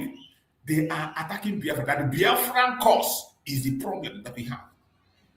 They blame our eternal Dimo Dugujuku for the Biafran cause. They blame Mazi Nnamdi Kanu for the atrocities in Biafra land. Content creators hired by the government, every one of them sponsored and paid by Nigeria, led by Nneka Chimezie. There are many of them. Sometimes when I come across to some of them, I can't even listen to what they say. Very disgusting topic that they discuss. Trying to discredit our struggle. Trying to tarnish the image of Mazi Nnamdi Kanu. Trying to tarnish the image of eternal leader Dimo Odumojuku. Trying to tarnish the image of Mazi Simon Ekpa. That is what they do. There are so many of them.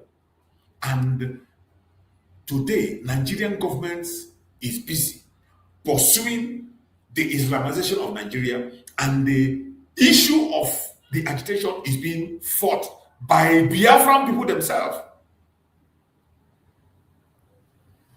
They no longer see us as a threat that they should go after. They have now left the challenge to people who are called themselves Biafra. They are the ones to be fighting against their own freedom. The people they are supposed to protect, they are the ones today fighting their own freedom on various platforms. It is a shame. It is a shame. Sometimes when I see these things, I shed tears. I never believed that we will get this. It will get this bad. I never believed that we'll get to a point where Biafran people with the same platform, with the same pictures and figures, come out and begin to destroy something that has been built for their own freedom. But that is where we are today. That is where we are today. And it is disturbing. It calls for attention. That is why any place you are as a Biafran, this is not the time to be silent. This is not the time to come across a broadcast. And when you come across a broadcast like this one we are having today, share it and make it go viral. Don't watch alone. Share to your family, share to your friend, share to your neighbors, even your enemies, share to them. You never can tell who will lay hand on this program. You never can tell. The world is seeking for information. I thank Chukwu Okikabia that even a time when people who are supposed to take charge of the media are not doing it, Chukwu Okikabia is raising people by himself. Look at Mike Arnold. Mike Arnold today, in every of his broadcasts, is presenting the case of Biafra in the front line. It is not ordinary. When Mike Arnold started, he was talking about the Christian genocide, which I have always said that Christian genocide, the genesis of it is the attack on the Biafra. The Biafran genocide is the genesis of Christian genocide. But for a long time, he avoided it. But at this point in time, Chukwu Okikabia is using Arnold to present Biafra present the problem the way it is. And every one of us need to support him. He is not a Biafran. He is just an instrument today that Chukwu Okikabia is using. That is why Chukwu Okikabia said that if you refuse to worship me, I will raise stone to worship him. And that is why I say Biafra is a divine project. A divine project in the sense that even we that call ourselves Biafra, we are claiming to be Biafra. If we refuse to do the right thing, Chukwu Okikabia will raise people elsewhere to make sure that his will is come to pass. He will raise people elsewhere to make sure that his will comes to pass. My fellow Biafrans, wherever you are, this is not the time to be silent. This is not the time of ignorance. This is not the time of propaganda. And this is not the time of blackmail.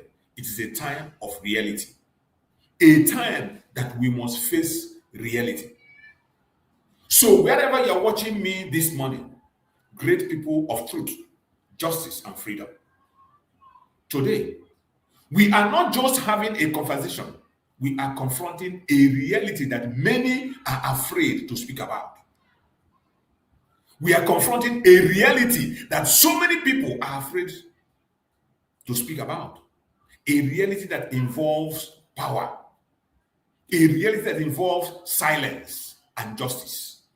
A reality that centers around two controversial but undeniable figures, Mazi Nnamdi Kanu and our Prime Minister, Simon Ekpa. Why are they being persecuted? This is a question that everybody internationally should be asking. We want international communities to engage in this question, answer this question, ask the Nigerian government, and also ask, when you meet our program, you ask this question within yourself. Why are they persecuted? Why is Mazi Nnamdi Kanu and Mazi Simon Ekpa persecuted? Why is the world watching yet saying nothing? Why? And most importantly, what is the real reason behind all of this? What is the real reason behind all the persecution against Mazi Nnamdi Kanu, against Mazi Simon Ekpa? Stay with me, because what you are about to hear may challenge everything you think you know. Stay with us in this program. Kindly stay with me. What you're about to hear at the end of this program will challenge everything you think you know. Let's begin with the obvious. Both Mazi Nnamdi Kanu and Mazi Simon Ekpa have one thing in common. They challenge authority. Not just any authority, but a system many believe have long oppressed, marginalized, and silenced a people. They spoke about self-determination. They questioned the structure of power. Mazi Simon Ekpa and Mazi Nnamdi Kanu spoke about self-determination of the Biafran people. They questioned the structure of power, what the British have put in place, what the West have put in place to continue to hold us captive and enslaved. Mazi Nnamdi Kanu and Mazi Simon Ekpa questioned that structure. They demanded accountability. And history has shown us something very important. Whenever individuals begin to awaken the consciousness of a people, they automatically become targets. Whenever individuals rise up and begin to awaken the consciousness of the people, like Mazi Nnamdi Kanu and Mazi Simon Ekpa did, like we all are doing today, they automatically become a target. What we are doing on the media is risky. We are facing threats, challenges every single day. Some of you don't know the amount of attack we are getting in our various platforms, privately, openly, spiritually, and otherwise. You know that recently they hijacked my platform. I'm still fighting to get it back. Cannot get it back. They hijacked my platform. So many of my platforms are shadow banned. And so many other things I encountered I don't come here to talk about. But this is not new. This is a pattern. This is a pattern that we have seen over and over. They did the same to Nnamdi Kanu. They did the same to Ekpa, and they are doing it to us. Those of us that are genuine in this struggle today. They attack our platforms. They shadow ban us. They send threats. They do all manner of things, which sometimes we don't come to the public to speak about. But we know that those battles are going to come. And by the special grace of Chukwu, we shall overcome. Now, let's address the word persecution. This is not a word to use lightly. Persecution is not a word to use lightly. Persecution implies deliberate targeting. It implies that action taken are not just legal, but political. Persecution implies that actions taken are not just legal, but political. The argument many supporters arise is this. This is the argument that so many people are putting forward from different directions. These men, Mazi Nnamdi Kanu and Mazi Simon Ekpa, have been convicted of violating, have not been convicted of violating international law. And that is the reality. Mazi Nnamdi Kanu and Mazi Simon Ekpa Njoku have not been convicted of violating any international law anywhere. Yet, they face intense pressure, restrictions, and in many cases, detention, as we see today. Even though they have not violated any international law known to man. So the question becomes, is this about justice? Or is it about control? Remember, the reason Nigeria was created was for control and for economic interest. Nigeria was not created for unity. It was not created for the benefit of the indigenous people. It was not created for growth.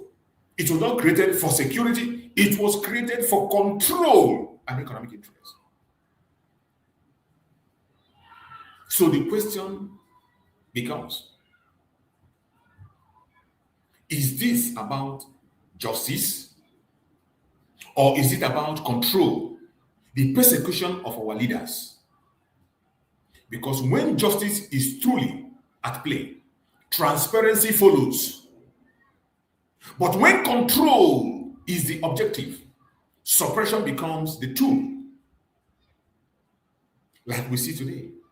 Suppression is the only tool that we can see in the issue of Mazi Nnamdi Kanu and the Biafran cause.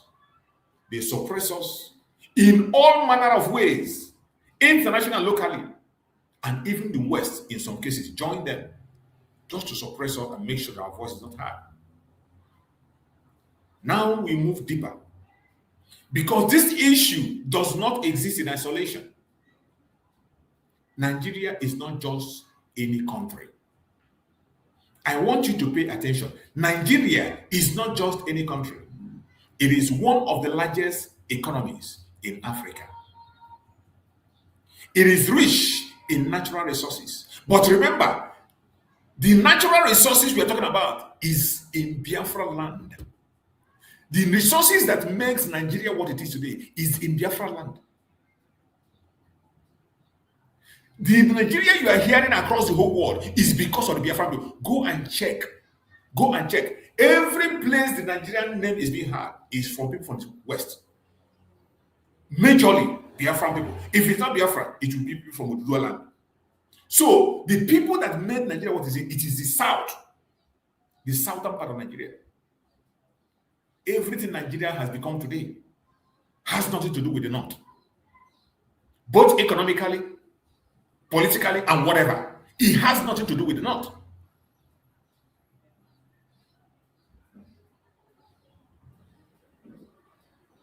What you are seeing today does not exist in isolation. Nigeria is not just any country. It is one of the largest economies in Africa.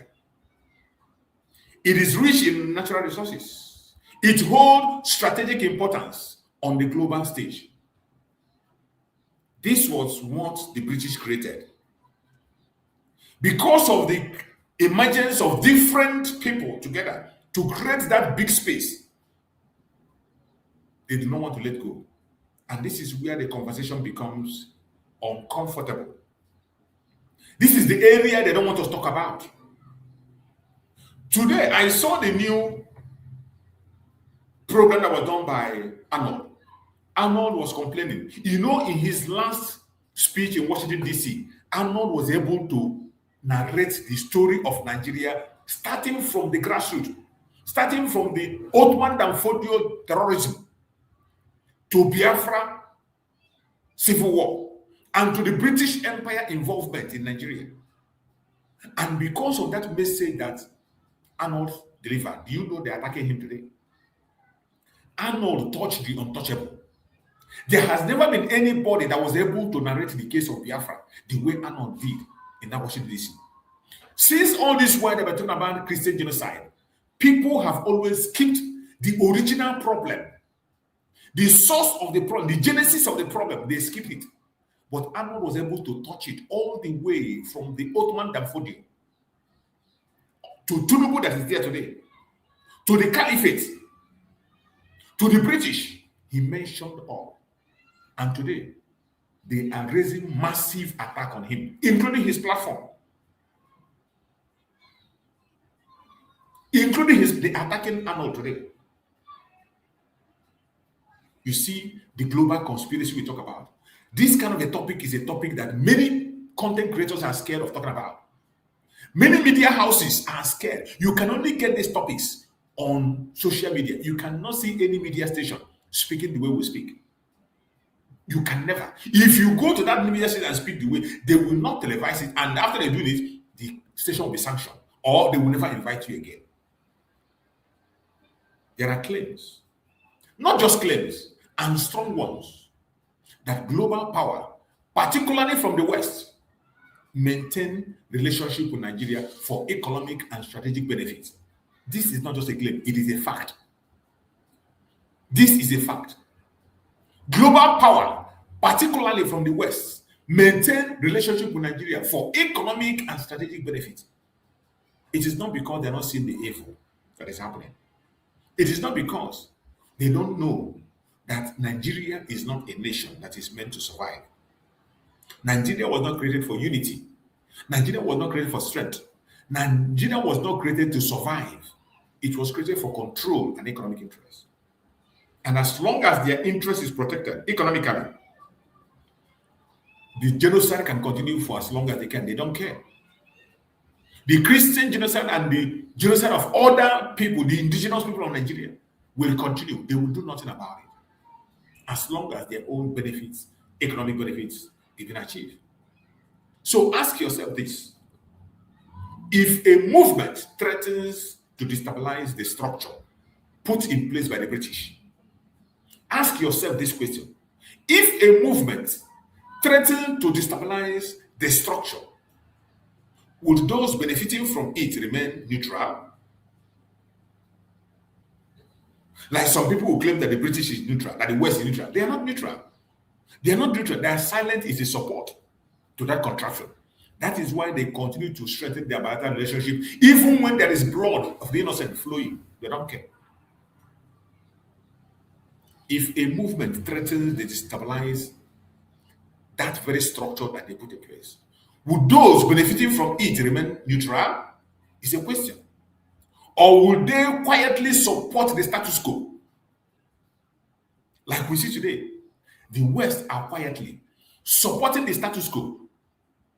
That is why you can never see the British talk about security in Biafra land or in the Zoological Republic.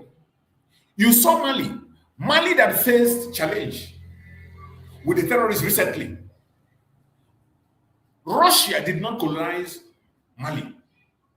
Russia are just in Mali for a contract. They are not benefiting much from Mali. Their relationship just started newly. But in the case of Nigeria, the British are the owners of Nigeria as long as you continue to talk about Nigeria. The resources of Nigeria flows to them. Nigeria is the one that is fueling Britain. But in the midst of insecurity, have you seen them take any action? Have you seen them take any action? The Christian genocide that is talking to you, instead, they are the one that is the front line fighting against. Even when the United States made a move, they fought against it. Even for the fact that they are the beneficiaries in the country. Yet, just take the example of the Mali. The Russians and the Malian soldiers forced the terrorists hands down. We saw video evidence of the fight. We saw how they conquered them. We saw the decimation. But in Nigeria, what do you see? The Nigerian government will come and tell you that they are their brothers, that you should be together. And the British will never issue any statement. Nigerian government will come and tell you, oh, they are their brothers. They are their prodigal son. They are their repentant brothers. Now, do you understand that they are protecting their own structure? A structure of control. A structure of economic benefits. That is what they are interested in. They are not interested in your life. They are not interested in how many people you lose. They are not interested in how many people that died. All they care about, as long as they are still in control. Just like you see the drug baron going back to bring the colonial national anthem. Colonial national anthem, that people are running away from anything that has to attach them to their colonial masters. People are taking themselves away from, but Nigeria is continuously attaching themselves, taking themselves back to colonialism. And you don't ask yourself questions.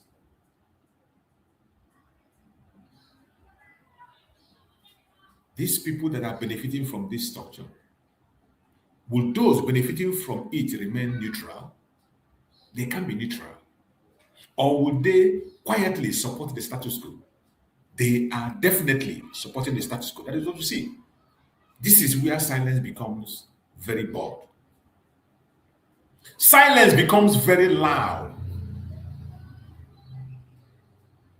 The silence you are seeing today, that British says nothing about the genocide in Nigeria.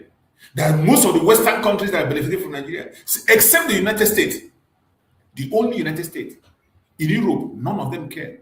Finland, instead of caring, Finland came out to support Nigeria openly, taking information from a terrorist government, a government that involved in kidnapping, a government that has involved in taking the life of its own citizens. Finland is taking information from them. This is Finland that cannot be able to accept Nigerian passport. A Finland that does not respect any document that come from Nigeria, but yet they accepted fake information against Mazi Simon Ekpa to jail him because of contract, because of economic benefits. The same country that cannot, Finland does not respect or recognize Nigerian passport. Finland does not recognize any documents from, not only European countries, they don't recognize documents from Nigeria. But when it comes to holding down a man that is fighting for their people, they accepted the lies, false information from a terrorist government that have been confirmed by a Canadian court that Nigerian ruling party are terrorist organization. And this terrorist organization gave you information against an innocent citizen that have served you on different capacity. And you take him and lock him up because of economic benefits. It is sad because sometimes what is not said speaks louder than what is said. What Finland have done speaks louder. They don't need to say much. And we saw the result of what they did. It is sad. But wherever you are as a Biafran, you must not give up. This is the time for us to fight until the last man standing. Let's talk about fear. Note, fear from the people. Not fear from the people, but fear from those in power. Movements are powerful. I want you to pay attention on this. The fear of Nnamdi Kanu, the fear of Ekpa, why they don't want them to leave, why the government is doing everything to suppress them, to take them out by all means.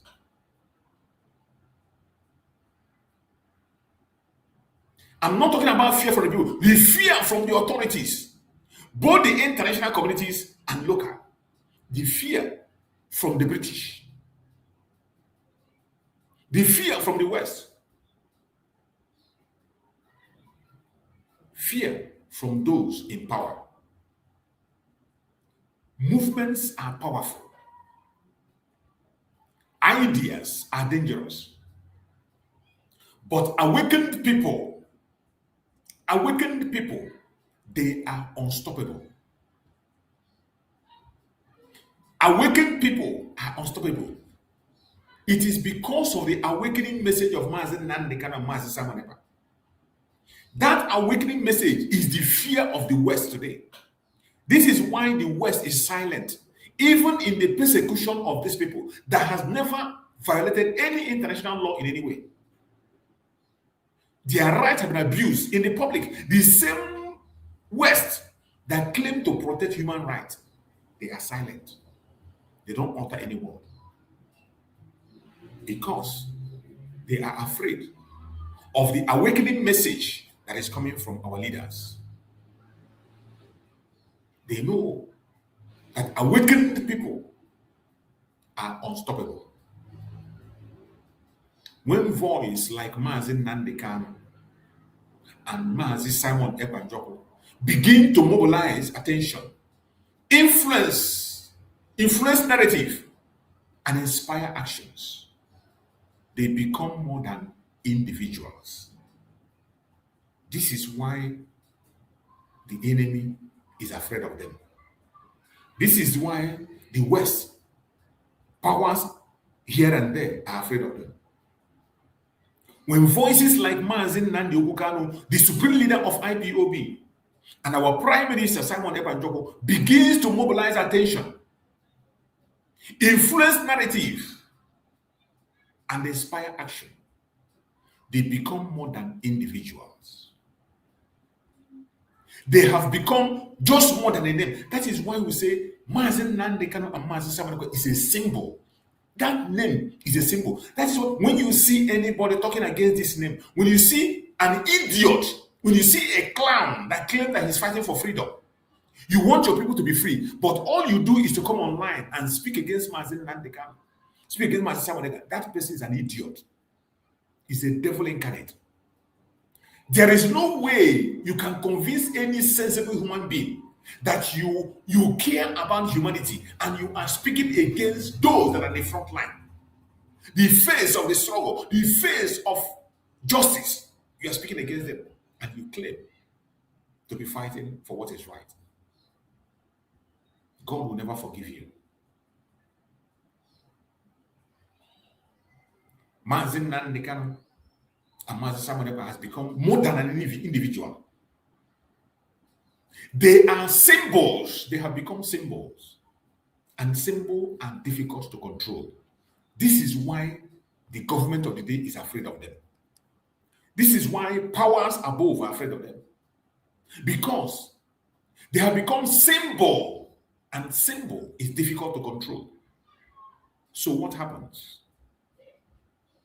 They try to discredit them. That is what we are seeing today. Paid agents, members of DOS paid, Biafran people paid, Igbo people paid to discredit Mazi Nnamdi Kanu and Mazi Simon Ekpa. What did they do? They isolated them. They are trying to isolate them. That is why they took Mazi Nnamdi Kanu all the way to Sokoto. All the way to Sokoto, out of reach. And they think by isolating him that they can make him disappear. They will make his voice disappear. They will make his legacy die. But the more they do it, the more we get stronger. The more we have more voice. They isolated Mazi Simon Ekpa. And for almost 2 years, going to 3 years, before his hearing of appeal, we are still expecting an appeal on the 5th of August. You can imagine how long before the appeal have come. He has served almost his term. He has served out almost his tenure before the appeal is coming. All these things are intentionally, they intentionally isolate them because they have become a symbol, and symbol is very difficult to control. What do? They discredit them. They isolate them. They are silenced. Gradually silence them to make sure that their voice is not heard. Because they know that they are symbols. Today, Nigerian government have pumped money to some idiots, some clowns, some irresponsible people that call themselves Biafrans and Igbos. The Department of Saboteur, DOS, they are no longer hiding. IPOB Nigeria, the pressure group of the politicians, their mission today is to discredit Mazi Nnamdi Kanu.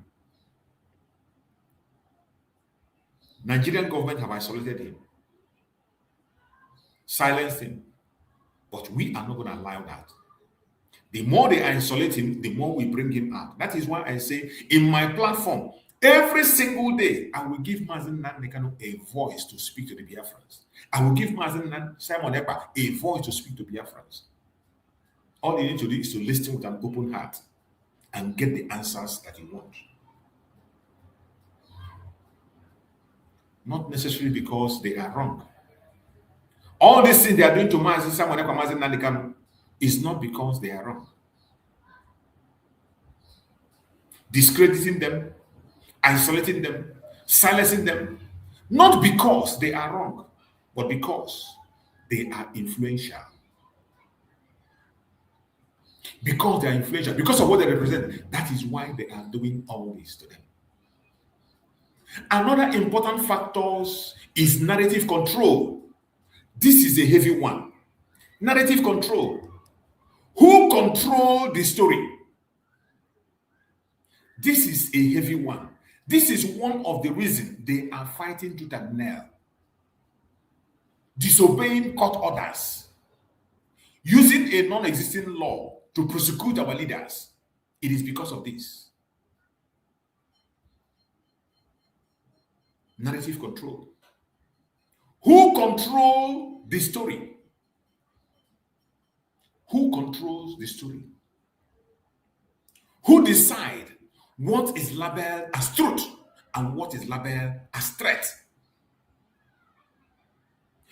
As I said when I was starting this program, when Mazi Nnamdi Kanu was here, there is no narrative you can bring that will fly. The IPOB under our speaker Mazi Nnamdi Kanu control the narrative. When Mazi Simon Ekpa was here, it was the Biafran people at the same time under Mazi Simon Ekpa that controlled the narrative. There is nothing you can do about it. It got to the extent that they began to confess and cry. Why would you allow Simon Ekpa to take over the media? This is a very important aspect that today we have lost it completely and we are trying to regain it back. This is why every one of us in this program should like and share this program. This is why everyone in this platform should continue to like, continue to share. Don't watch a program and just keep it to yourself. The narrative has to change. How do you change the narrative? It is not just by listening by yourself. Only you listen and you go to bed and sleep. No. You control the narrative by making sure that the information goes round to everybody, even to your enemy. whether they believe or not, to family and friends. You never can tell. Maybe your own sharing is the one that's going to break the bone, the camel's back. Maybe the program you share is the one. Maybe your own message is the one that's going to break the camel's back. Every one of us have to engage in this radical evangelism. This control of the story matters a lot. Who controls the story? Who decide what is labeled as truth and what is labeled as threat? Because in today's world, perception is everything. Today, in this world of social media today, in this world of technology today, perception is everything. If you control perception, you control public opinion. If you control perception, you control public opinion is very important. Remember, very, very important. Don't ever ignore it. That is why social media is very powerful. If you control perception, you control public opinion. If you control public opinion, you justify actions. You see why it is important. So the real battle is not just physical, it is informational. The informational battle is one area that we have to go back. We are losing it. So many of us today are busy talking about things that are not existence. So many of us are busy today living in dreams. Even when we know the reality on the ground, you and I know the reality, but you choose to believe dreams. You choose to believe something that will make you happy. Let me tell you, every one of us want to wake up tomorrow and see that the Biafra have been actualized. I want to wake up tomorrow and see that Biafra have been actualized. I want to see it in my face all the time. But I will never forget the reality of who is in charge on the ground. I will never forget the reality of who is in charge of what is happening on the ground. I can never, ever forget that reality. This is where so many of us are making mistake. We have forgotten the real battle. We are dwelling on the emotion. We are dwelling on our own emotion, and we allow perceptions to be controlled by the Janjaweed. Just like what is happening today. You see this DOS trying to create a different narrative against Nnamdi Kanu. You see how Nneka Chimezie with Nigerian media and everybody fighting to change the narrative, to remove the mind of the people from our supreme leader and our prime minister. This is a great battle that the only way you can fight them is information. Information. And you open your platform, instead of you passing the right information, you are still busy engaging in saga. You are still busy engaging in attacking the structure. You are still busy in abusing your brother, abusing your sister. You are still busy in calling people names. I am sorry, you have lost it. If you control perceptions, you control public opinion. And if you control public opinion, you justify actions. The only way to justify actions that we are taking today, including the actions that our leader Nnamdi Kanu have taken, is for us to explain that action to the world, create an opinion, perspective that people will understand. The fight for self-determination is not a crime. The pursuit of self-determination is a right, not a privilege. And there is nothing wrong in self-defense, defending yourself. It is a right supported by international law, supported by African peoples and human rights law, supported by Nigerian law, which we have seen officials in Nigeria preach. So these perceptions are something that we must hammer on to make sure that they do not change it and control it to win the public opinion. Because if you control perception, you control public opinion. If you control public opinion, you justify actions. So the real battle is not just physical. my fellow Biafrans. The real battle today, in today's struggle, the real battle is not just physical, it is informational. Do you know why it is informational mostly? Today, we don't have somebody who has the capacity like Nnamdi Kanu to control the media and change narrative. We don't have the person in the capacity of Simon Ekpa to control the media on daily basis. To be on, I don't know how to explain if you understand. When Nnamdi Kanu was here, he was trending. Check in every platform, even on Google, he's trending. Simon Ekpa trended throughout the time he was there. And whenever someone is trending, Nnamdi Kanu is trending. He trended today, number one trending name, Simon Ekpa. You Google it, you see it there. And he took charge of the media, created perspective, and we created, the information was going out the way it's supposed to be. But today, the greatest challenge we are having today is not just the other thing, it is informational. Informational. The real battle is not just physical, it is informational. It is psychological.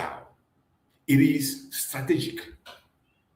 I want every one of you to continue to reason by yourself as an ordinary person, as a human being. Do not attach yourself to group. Don't listen to my program with a mindset of a group. Don't listen to my program with mindset of I support this, I support that. Listen to my program with the mindset of freedom of the Biafran people. The freedom, mindset of self-determination, mindset of a people that want to be free. Don't listen with the mindset of a group. Listen with the mindset of unity of purpose. You have the right to be in any group you want to be. You have the right to have your own opinion. You have the right to think for yourself. But at the same time, you must have that unity of purpose in all your thought. The real battle is not just physical. It is informational. It is psychological. It is strategic. And I want every one of you to always think of this and don't relent. Now, here is the part many find most troubling. The silence. The silence from the West. The silence from those who are supposed to speak. It is troubling. Very, very troubling. The international community, known for speaking on human rights issues, appear selective. The same people that preach human rights, they appear selective. Very, very selective. When similar issues arise in other parts of the world, there is outrage. There is sanctions. There is statements. There is intervention. But in this case of Nnamdi Kanu and Simon Ekpa, there is silence, global silence. And silence raises questions. Silence raises questions like, is justice universal? Is justice universal? That is the question. Or is it conditional? This justice that United Nations preach, this human right that United Nations talk about, is it universal or is it conditional? And when we ask this, it's because of the silence we see in the case of Biafra. When there is human rights abuse against the Biafran people, it doesn't amount to human rights abuse to the world. When there is the loss of life of the Biafrans, it doesn't amount to outrage to the world. When there is persecution of the Biafrans, the world are not outraged. And that makes us to ask a question. Is justice truly universal? Or is it conditional? We need an answer. And the world must answer. The world must answer. We cannot continue to be silent. Today, we make a call for reflection. Wherever you are, I am making a call for reflection. This is where I turn to you, every single one of you. Yes, you watching right out there. You that is watching me right now. This part is for you. Wherever you are watching from across the world. Wherever you are watching this program now, this section is for you. This is not about telling you what to believe. This is about asking you to think. I'm not telling you what to believe. I am asking you to think. I am asking you to question. I am asking you to analyze. To seek truth beyond headlines. Seek the truth beyond headlines. Because at the end of the day, justice is not just defined by power. Justice is defined by fairness. And fairness requires transparency, accountability, and consistency. Wherever you are watching this program from. Let me end with this. History has always favored those who stood for something, not those who stay silent. Whether you agree or disagree with Nnamdi Kanu, the supreme leader of IPOB, whether you agree or disagree with our Prime Minister, Mazi Simon Ekpa, the bigger issue remains. Our voices being suppressed? That is the question. Are justice being applied equally? And are we, as global community, doing enough? Because one day, history will ask questions, and silence will not be a defense for anybody. My fellow Biafrans, wherever you are, and you join this program,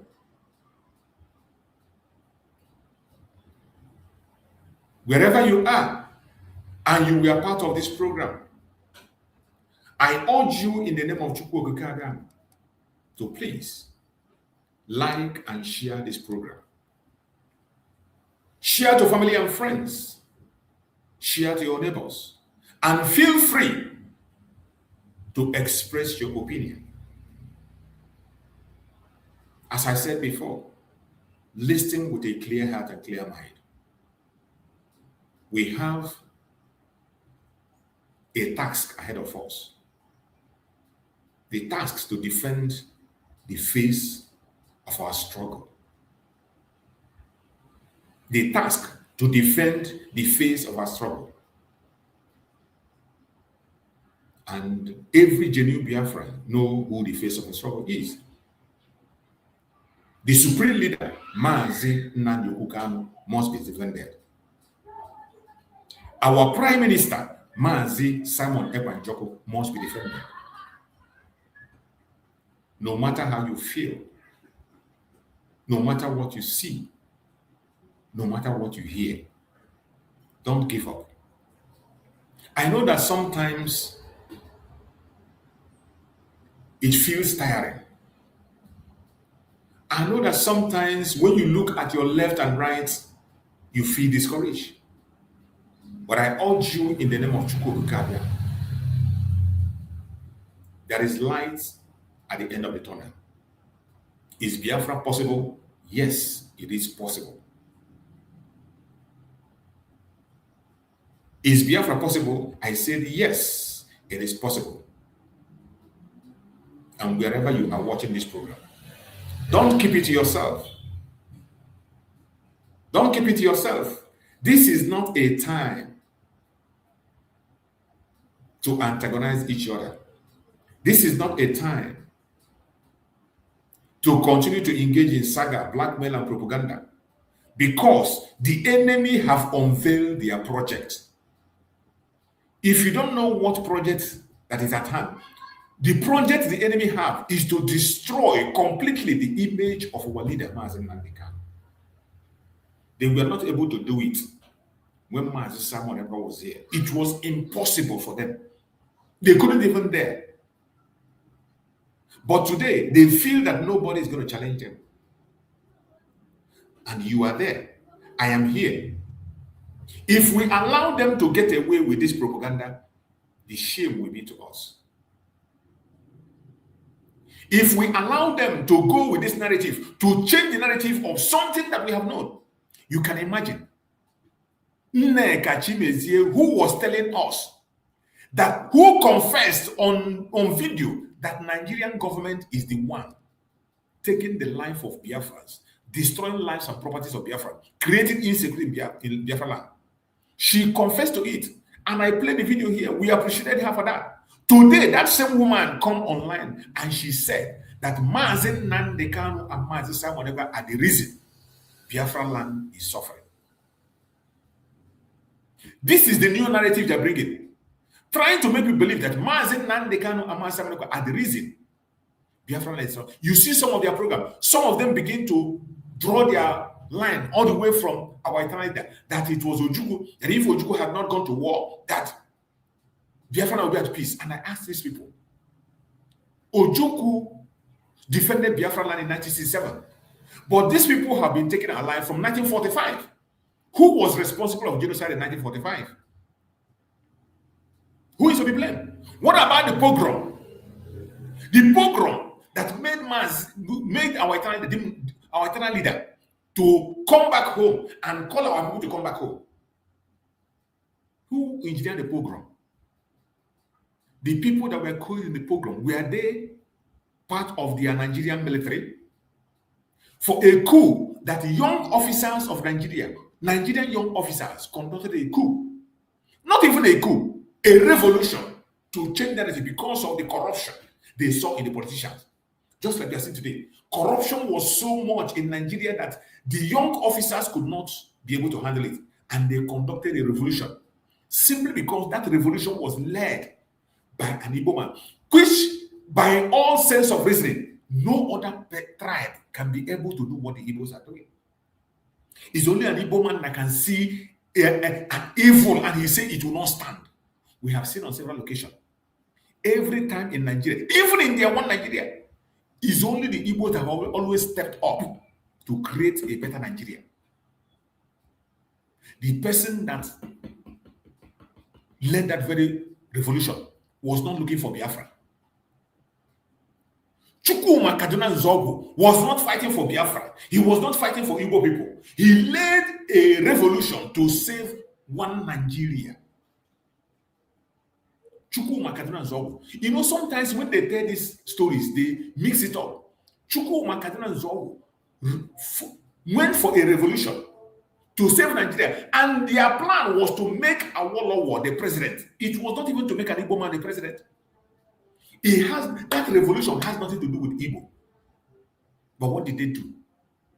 They conducted a pogrom where thousands of Biafrans were murdered in cold blood, including pregnant women. Pregnant women, they took their life, opened their stomach, and they brought out the unborn baby, and also took the life of the baby. That was how bad it is. Who in his right mind will see such an atrocity and will not do anything? And our eternal leader saw this. He didn't just go to war. He was calling on the entire world to see what is happening. He was trying to negotiate to maintain the one Nigeria. That was why he took them to Aburi. They went to Aburi to reach an agreement on regional government, a system where they will have a central government while every region will be on their own to save innocent lives. Our eternal leader did not just go and declare Biafra. He did not just wake up and declare Biafra. There was something happening. The pogrom. And he made the move he made to save humanity. To save Nigeria, it wasn't to save, it wasn't even to save, it wasn't even to create Biafra. Our eternal that made a move to save Nigeria. That was why he went to Ghana. Let every region be on their own regional government. But instead of Nigeria accepting that peace, they truncated it and continued to take innocent life. And they went ahead to take the life of almost 5 million people in a war. And when you listen to the message of eternal life, he said that our people were even fighting reluctantly because they were not prepared for it. Even with the people they were murdering and sending in truck, they committed genocide against Biafrans, pogrom, and they sent them in truck, the dead bodies in truck, to provoke us. Still, our eternal leader protected their people in Enugu, protected the Northerners, and gave them escort back to their home. He didn't take a revenge. He didn't murder anyone. He addressed them and protected them, sent them back. Even paid those who were working, he paid them extra and sent them back with all their properties to their zone. But what did they do? The same people he protected came back to take his life. And today, somebody will come and begin to talk down on our eternal leader. With all that move that were made, Uwazirike came and did his own. And they pressed him down. They suppressed Uwazirike and he couldn't handle it, he left. And Nnamdi Kanu came on the picture. What was the message of Nnamdi Kanu? He was still talking about restructuring. Even when they talk about restructuring, Nnamdi Kanu, go and get the restructuring. If we have the restructuring and our people want it, I can't be able to, I won't be fighting. The reason Nnamdi Kanu was speaking was that the loss of life became. We saw videos where one of our sisters was murdered in cold blood and they sheared the body into pieces in a fan. We saw it, even saw the video. There was persecution of the people. In fact, the Fulanis were coming, taking innocent life. They were preparing a massive, and they were coming, taking, and nobody was doing anything. And Nnamdi Kanu even called the governors, protect our people and defend our people. They are taking our lives. Nobody did anything. And Nnamdi Kanu went ahead to form the ESL to defend and protect our people, to make sure that our mothers are not raped, to make sure that our farmers go. And he made it expressly clear, this is the reason I am forming this. And today, somebody will come and preach a different message to change the narrative and tell you that it is Nnamdi Kanu that was the cause of the insecurity. The same woman who came and said that she has done investigation, that Nigerian government, Nigerian army, we are the one who are orchestrating them. He said, today, go and check her platform. She is now saying that Nnamdi Kanu is the cause of the insecurity. Why is she doing that? Why is she doing that? This is a narrative that we must not allow to fly. We must not allow that narrative to fly. This narrative is being pushed today by Soludo.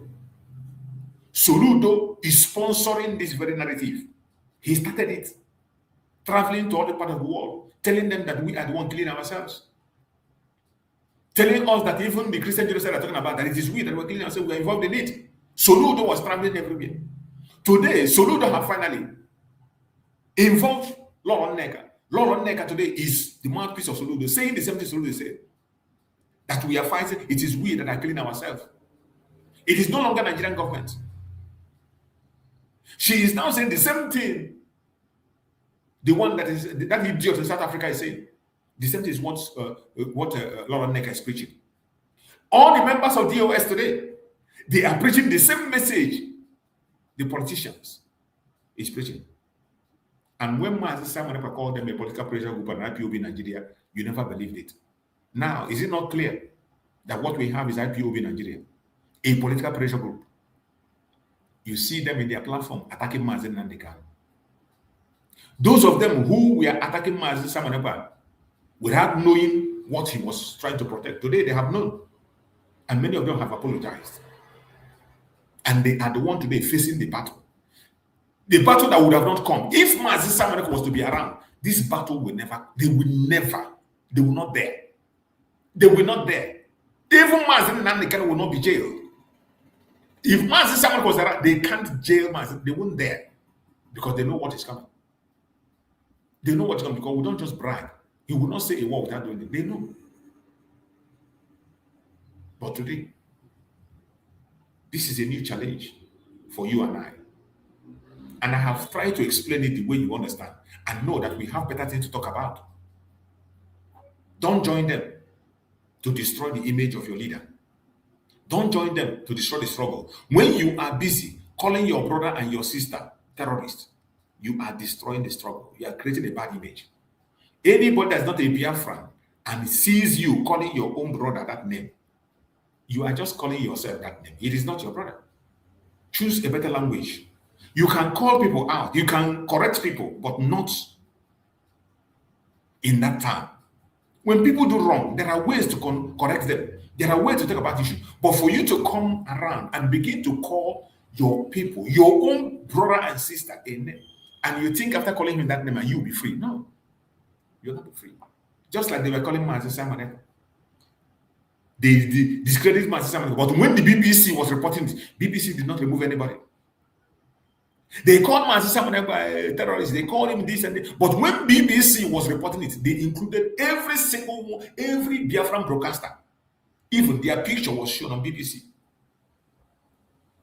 Their picture was shown on BBC. But when they were calling Mazi, they thought it was just Mazi Simon Ekpa. But at the end of the day, it backfires. Every one of them, their pictures were everywhere.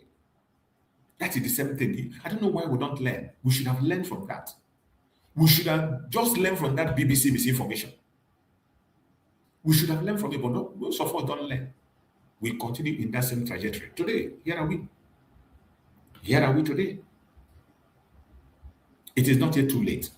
We must not allow them to change the narrative.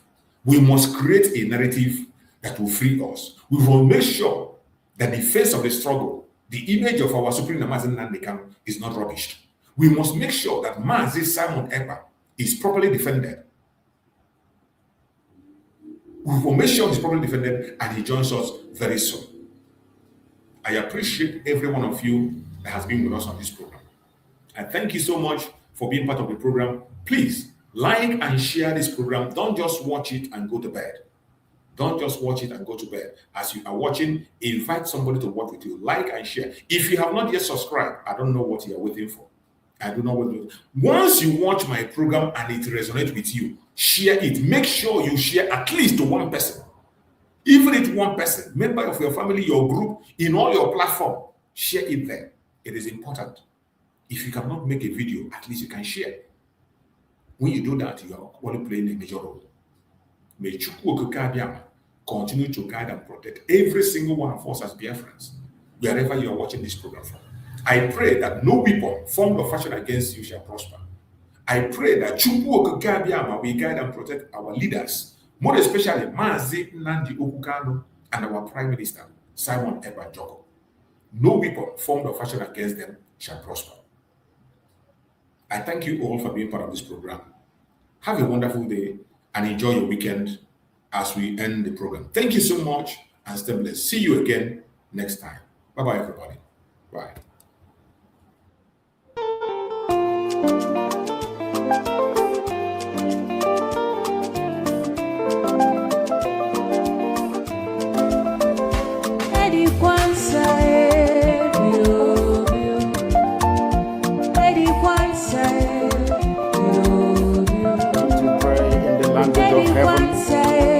The very oldest language on the face of this very earth. Chiko kikabia mapuni nene chineke ngende sone fewena inshallah nina ina koza hanso ya mbuni onanye na jama we anyana ge farusi okona nege ole kali nene kele kele obia mende nden so na kriya inshallah ndiro padi